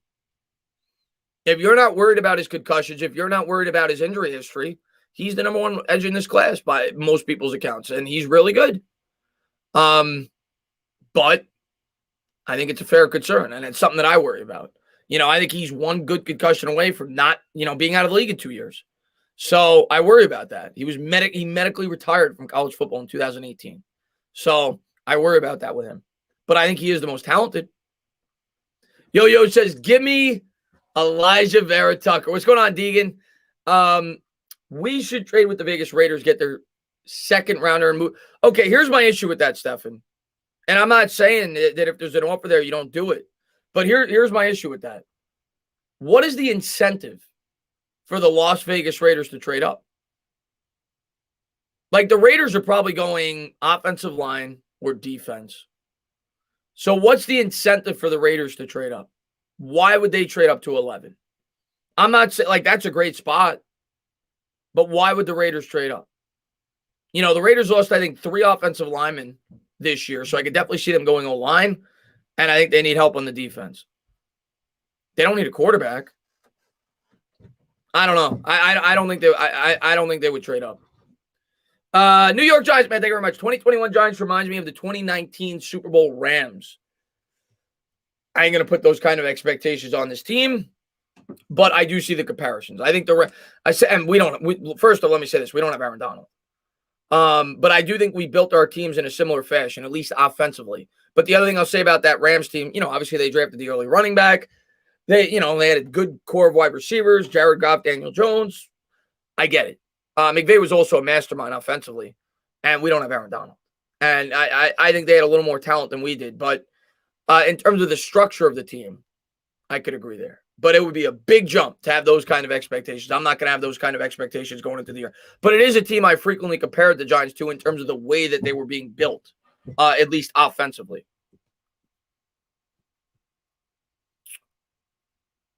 All I don't want is a wide receiver and edge at 11. All we seem like we'll get is an edge or wide. I went Slater or Parsons, but they look like they've been ruled out. I don't think Slater's been ruled out. You know what? Parsons could be smoke screens. We'll see. We'll see on draft night. Grim man, thank you very much. He says, based on Renan's latest podcast, sounds like the Giants are higher on the offensive line than the fans. Sounds like the offensive line in the mid-rounds and the wide receiver more likely at 11, Smith or Waddle. Or the edge, Grim. If you listen to Renan has been the biggest. He's been saying that they want edge the whole time. Free agency, the draft. If you listen to Renan, the Giants are either going edge or wide receiver in the first. Edge or wide receiver in the first. They're not going offensive line. If you listen to that. If you listen to what people have said about the New York Giants. So we'll see. But yeah, I do think the Giants, if you agree with what the insiders are saying, what the reports are saying, yeah, I think the Giants are much higher on their offensive line than we are as fans. They think they're going to get a lot more out of them. They brought in a coaching staff. They think they're going to be able to grow with that coaching staff.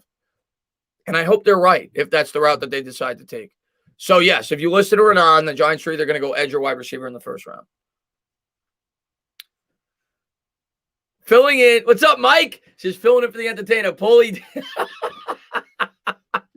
The Jersey Shore. What's going on, my man? It makes sense. If they had a good defense, then make it great. Put it over the top, man. Hey, Chris, why is everyone down on Justin Fields? I feel like he's one of the best quarterbacks in the class. You know, if you want my honest answer, we don't know if people are actually down on Justin Fields, like the people that matter, the teams picking the quarterbacks. But I think a lot of it is the school he went to, as unfair as that may be. You know, I think people look at Ohio State quarterbacks. They look at, historically, they have not performed well. They look at Dwayne Haskins. I mean, there's never been a real good Ohio State quarterback. I think that has at least something to do with it.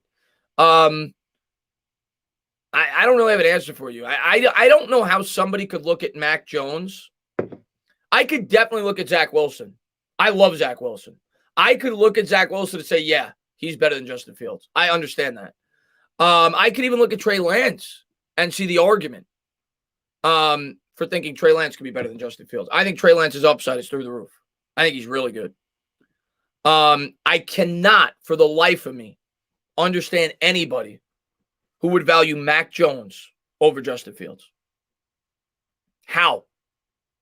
And maybe I'll be wrong. And if Mac Jones goes to the 49ers, he's set up as well as anybody. So he may have tremendous success. But in terms of a prospect, I'm not saying Mac Jones can't be good. He can be. I think Justin Fields is a better prospect. I just do. Mac Jones was at Alabama. He had the two best wide receivers in this draft class. He's got all-pro talent on his offensive line. I just, for the life of me, I don't see how somebody could think Mac Jones is a better prospect than Justin Fields. I will not agree with that. I could see the others, not Mac Jones. Sway Sports, man, thank you very much. Tana, I like the cut, my man. I appreciate it, Sway Sports, man. Thank you very much, buddy. Guapo says, hold on, Tana. You ain't had to hit him with the fresh cut like that. What's up, Guapo, man? Joe Burrow, best quarterback out of Ohio State. Yeah, still unproven in the league, but yeah. But obviously didn't finish there. Started there. New York Giants, man, thank you very much. He says, Giants floor is 8 wins, ceiling is 13, prediction is 10. I'm 9 or 10 myself. That's where I got them right now, 9 or 10. And I'll wait till after the draft. I'll wait to see what all the teams look like on our schedule. But I'm in that 9 or 10 range myself. That's where I am. I'd say their floor is 7. You know, this is all dependent on, you know, if they don't have any ridiculous injuries. But if they stay relatively healthy and everything goes wrong, I'll say 7 is the floor. I'm not expecting 7. And I'll say 12 is the ceiling. 7 between 7 and 12. And I got them at about 9 or 10 wins. That's what I got them right now. And Stinky Fingers, man, thank you very much. I appreciate it. McVay is overrated. Have you heard the rumors about how his hurry-up offense play calling works? A gimmick offense, nothing he calls is special. You can definitely make that argument, at least in recent history with the Rams. He was very hyped the first couple of years there. Rams offense hasn't looked great. We're going to find out this year. Was it Goff or was it McVay? They got Stafford, who I think is a much more talented quarterback, and we'll see. But most people feel like McVay is a very good offensive mind. We'll find out. MD says, so overrated, it's gotten him to the playoffs with Goff how many times now? Yeah, I personally think it's more the quarterback than the play caller. I think McVay's a good play caller. But we'll see. You know, he's got a talented quarterback this year. He's got a great all-around team. There's no real excuses there this year for that team not to be a Super Bowl contender. And it's way too early. But if it was me right now, I'll tell you guys right now my Super Bowl pick. I got the Rams going to the Super Bowl. I got the Rams. Most people are gonna have the Bucks, and but I'm gonna have the Rams going to the Super Bowl. I think I'm gonna go Rams, and I think I'm gonna go. The AFC's tough. I might go Chiefs. I'll probably still go Chiefs. Rams, Chiefs, but I could see the Colts sneaking up on people if Carson Wentz bounces back. I like their complete team. But I think I'll go Rams, Chiefs. I like the Rams this year. I think the Rams are really good. The Browns are good too.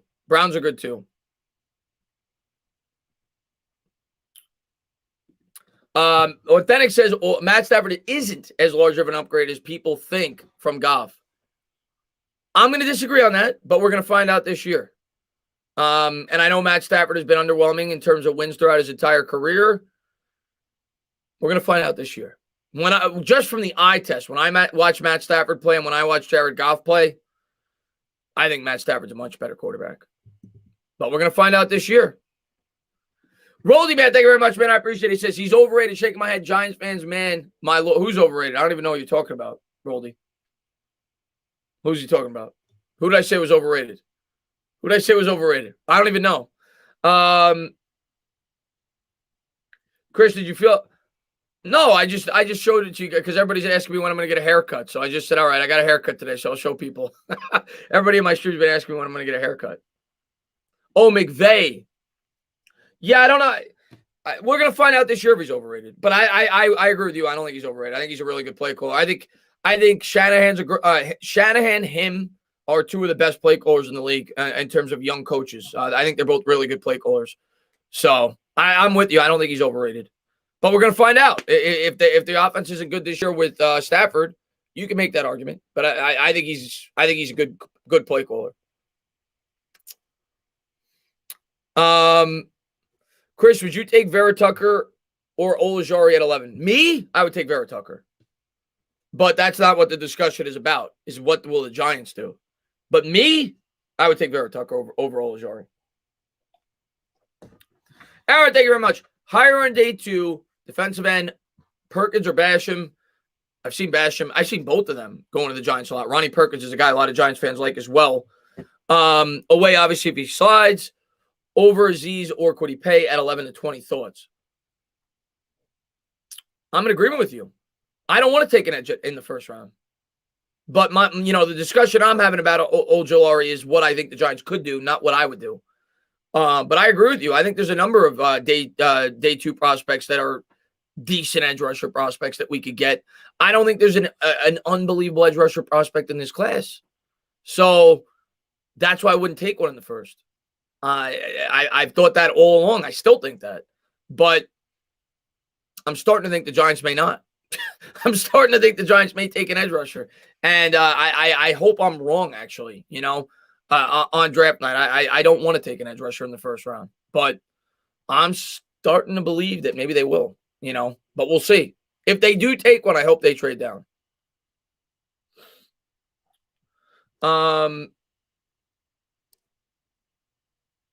T says the boys like your cut, the gals not so much, I think. Hopefully the gals like it. I say Roche in the third would be a steal, Adore Jackson says. I'm with you on that. I'm a big fan of Quincy Roche in the third.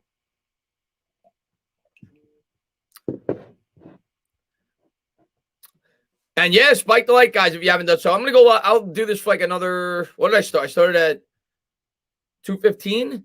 I'll go for like another 20 minutes, and then we'll close it out because I'm going to be live again tonight for the Knicks game. So I'm going to close it out like 4:45, 4:50. But I just want to say thank you to everybody for being here. I love doing the midday streams. I know you guys enjoy it.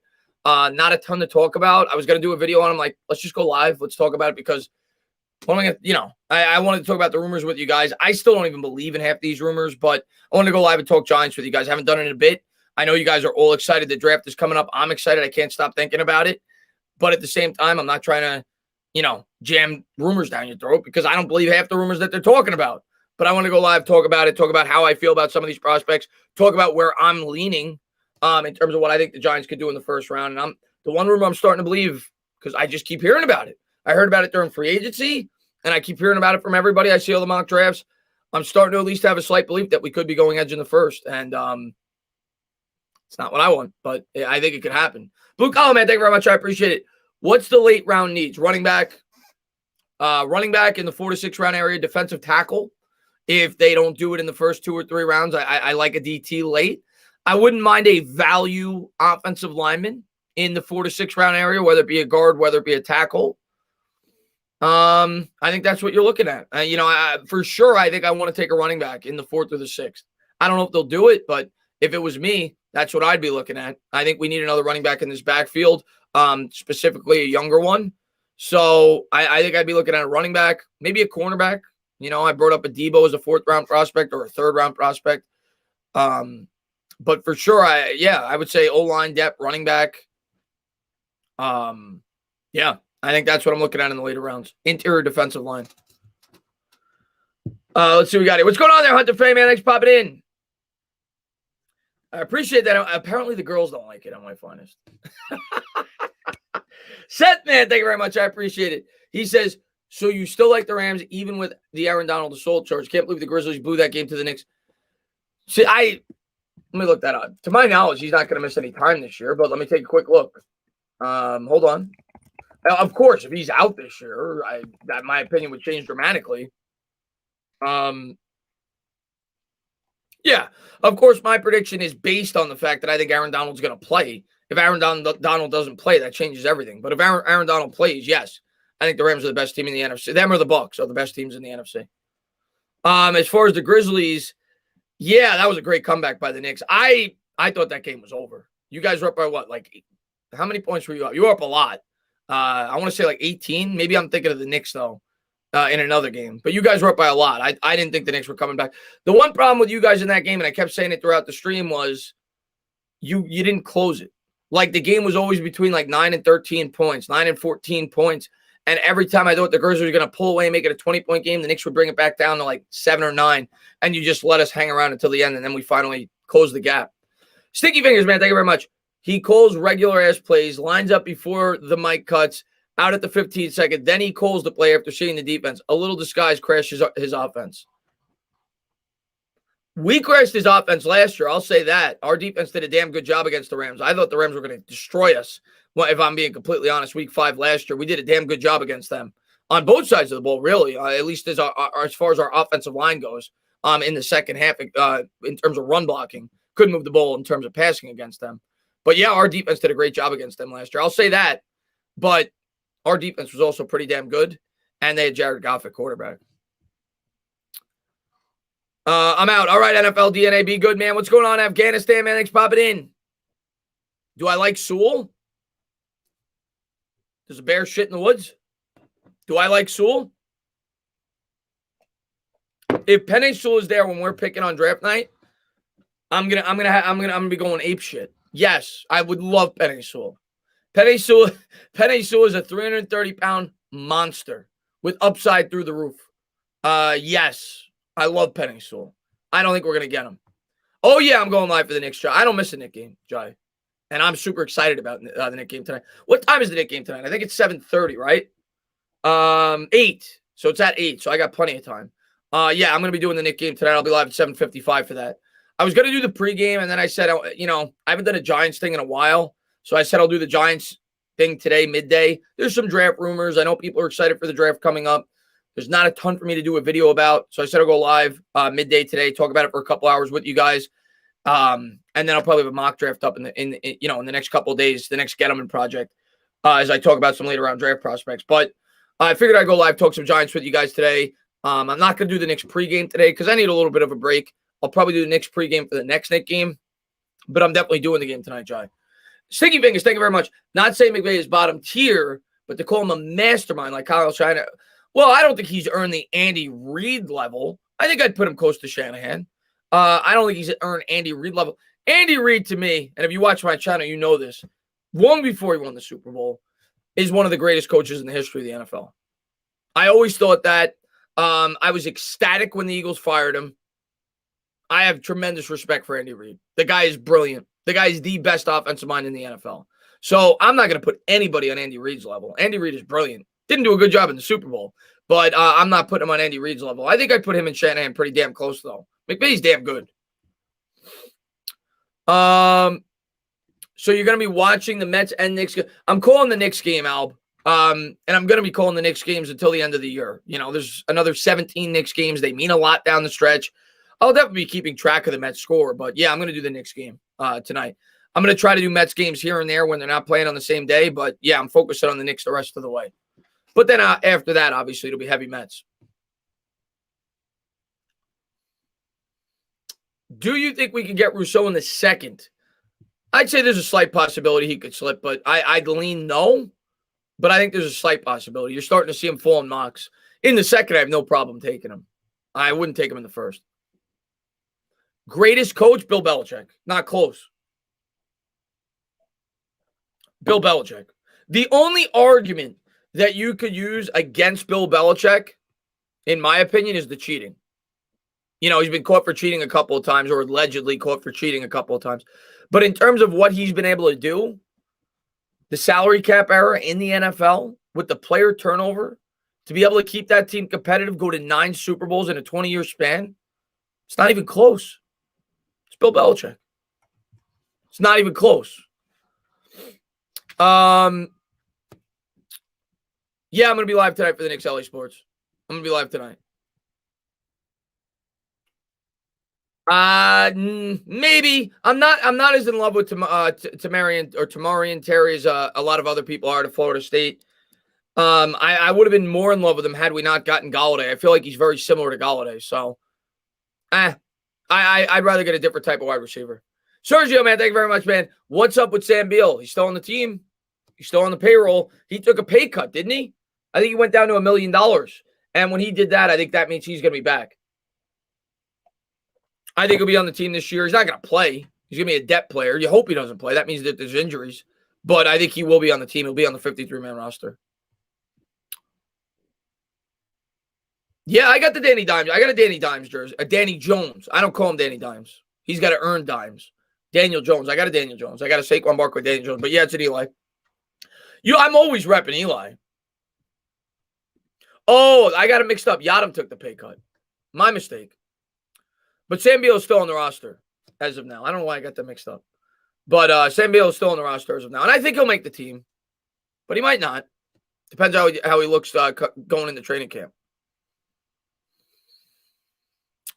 Who is better when healthy, the New Jersey Nets or the LA Lakers?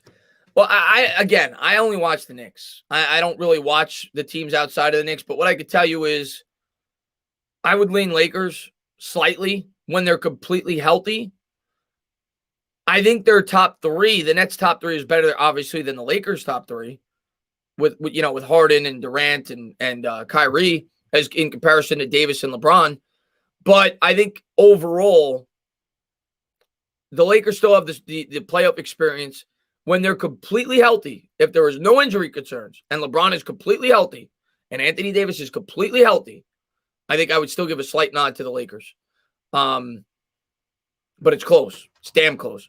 Sergio, man, thank you very much. Also, do you think Joe Judge got punched by the O-line coach, Colombo? Give us a breakdown of what you think. No, I think that's bogus. I think that's nonsense. I don't think any of that happened. I think they got into a verbal altercation, and I think they yelled at each other. They probably cursed a lot. I'm not going to say the curses that they probably said.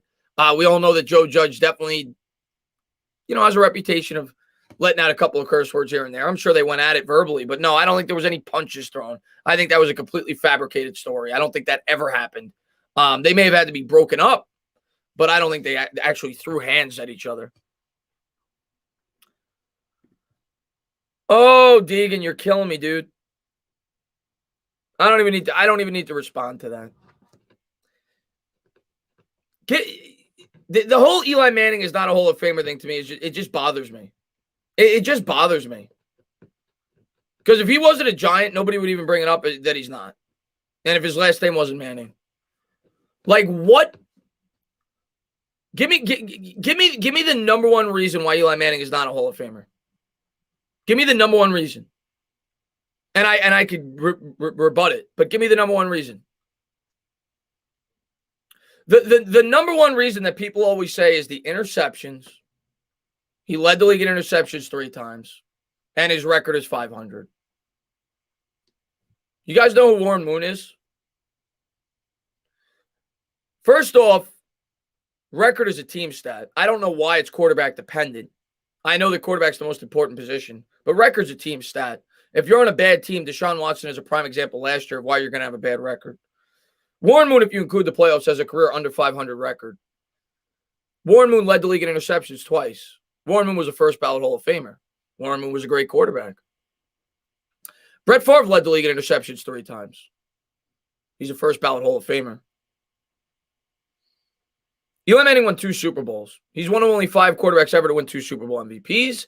He's top 10 in yards. He's top 10 in touchdowns. He's second all-time in consecutive starts. He had one of the greatest individual seasons, in my opinion, of all time by any quarterback in 2011. Broke the record for most fourth-quarter comebacks for a regular season. It wasn't just postseason. Was great in the fourth quarter. Was great with comebacks.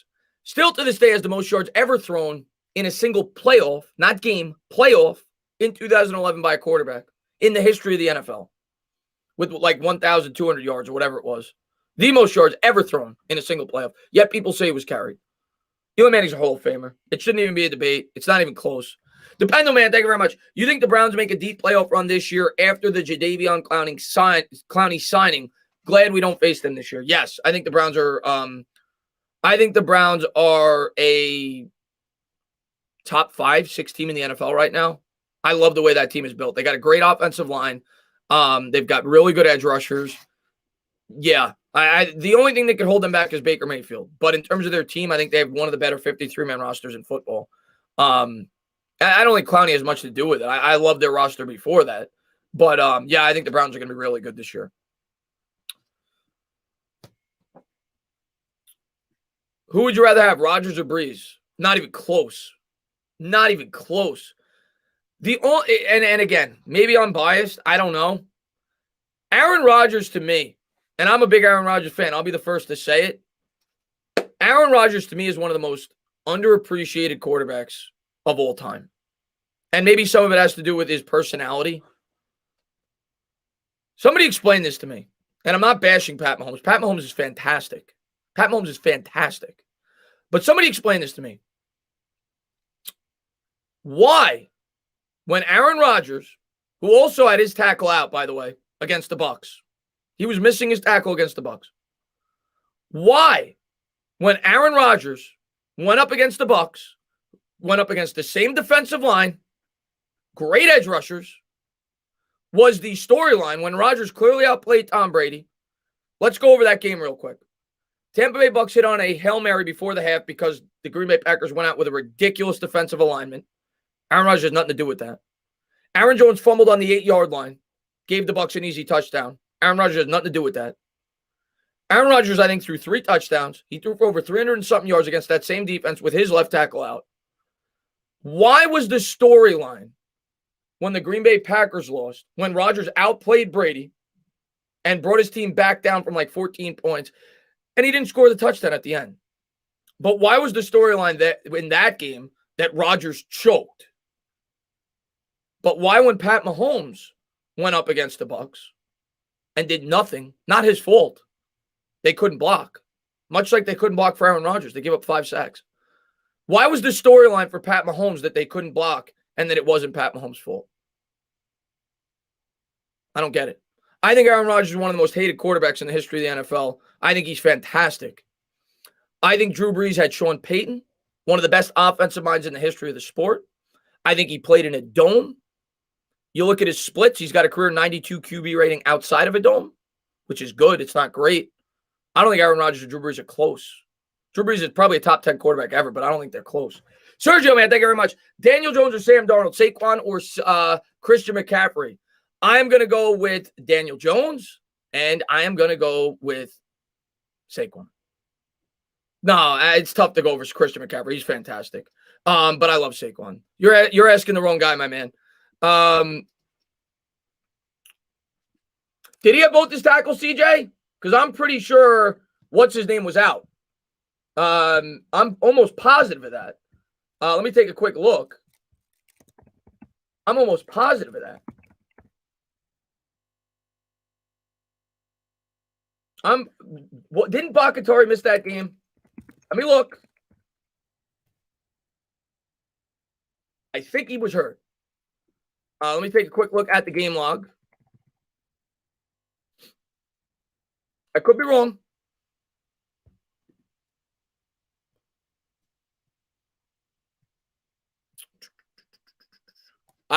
Injured reserve. Injured reserve. David Bakatari missed both playoff games. He was out. And he's a much better tackle than anybody that Pat Mahomes has.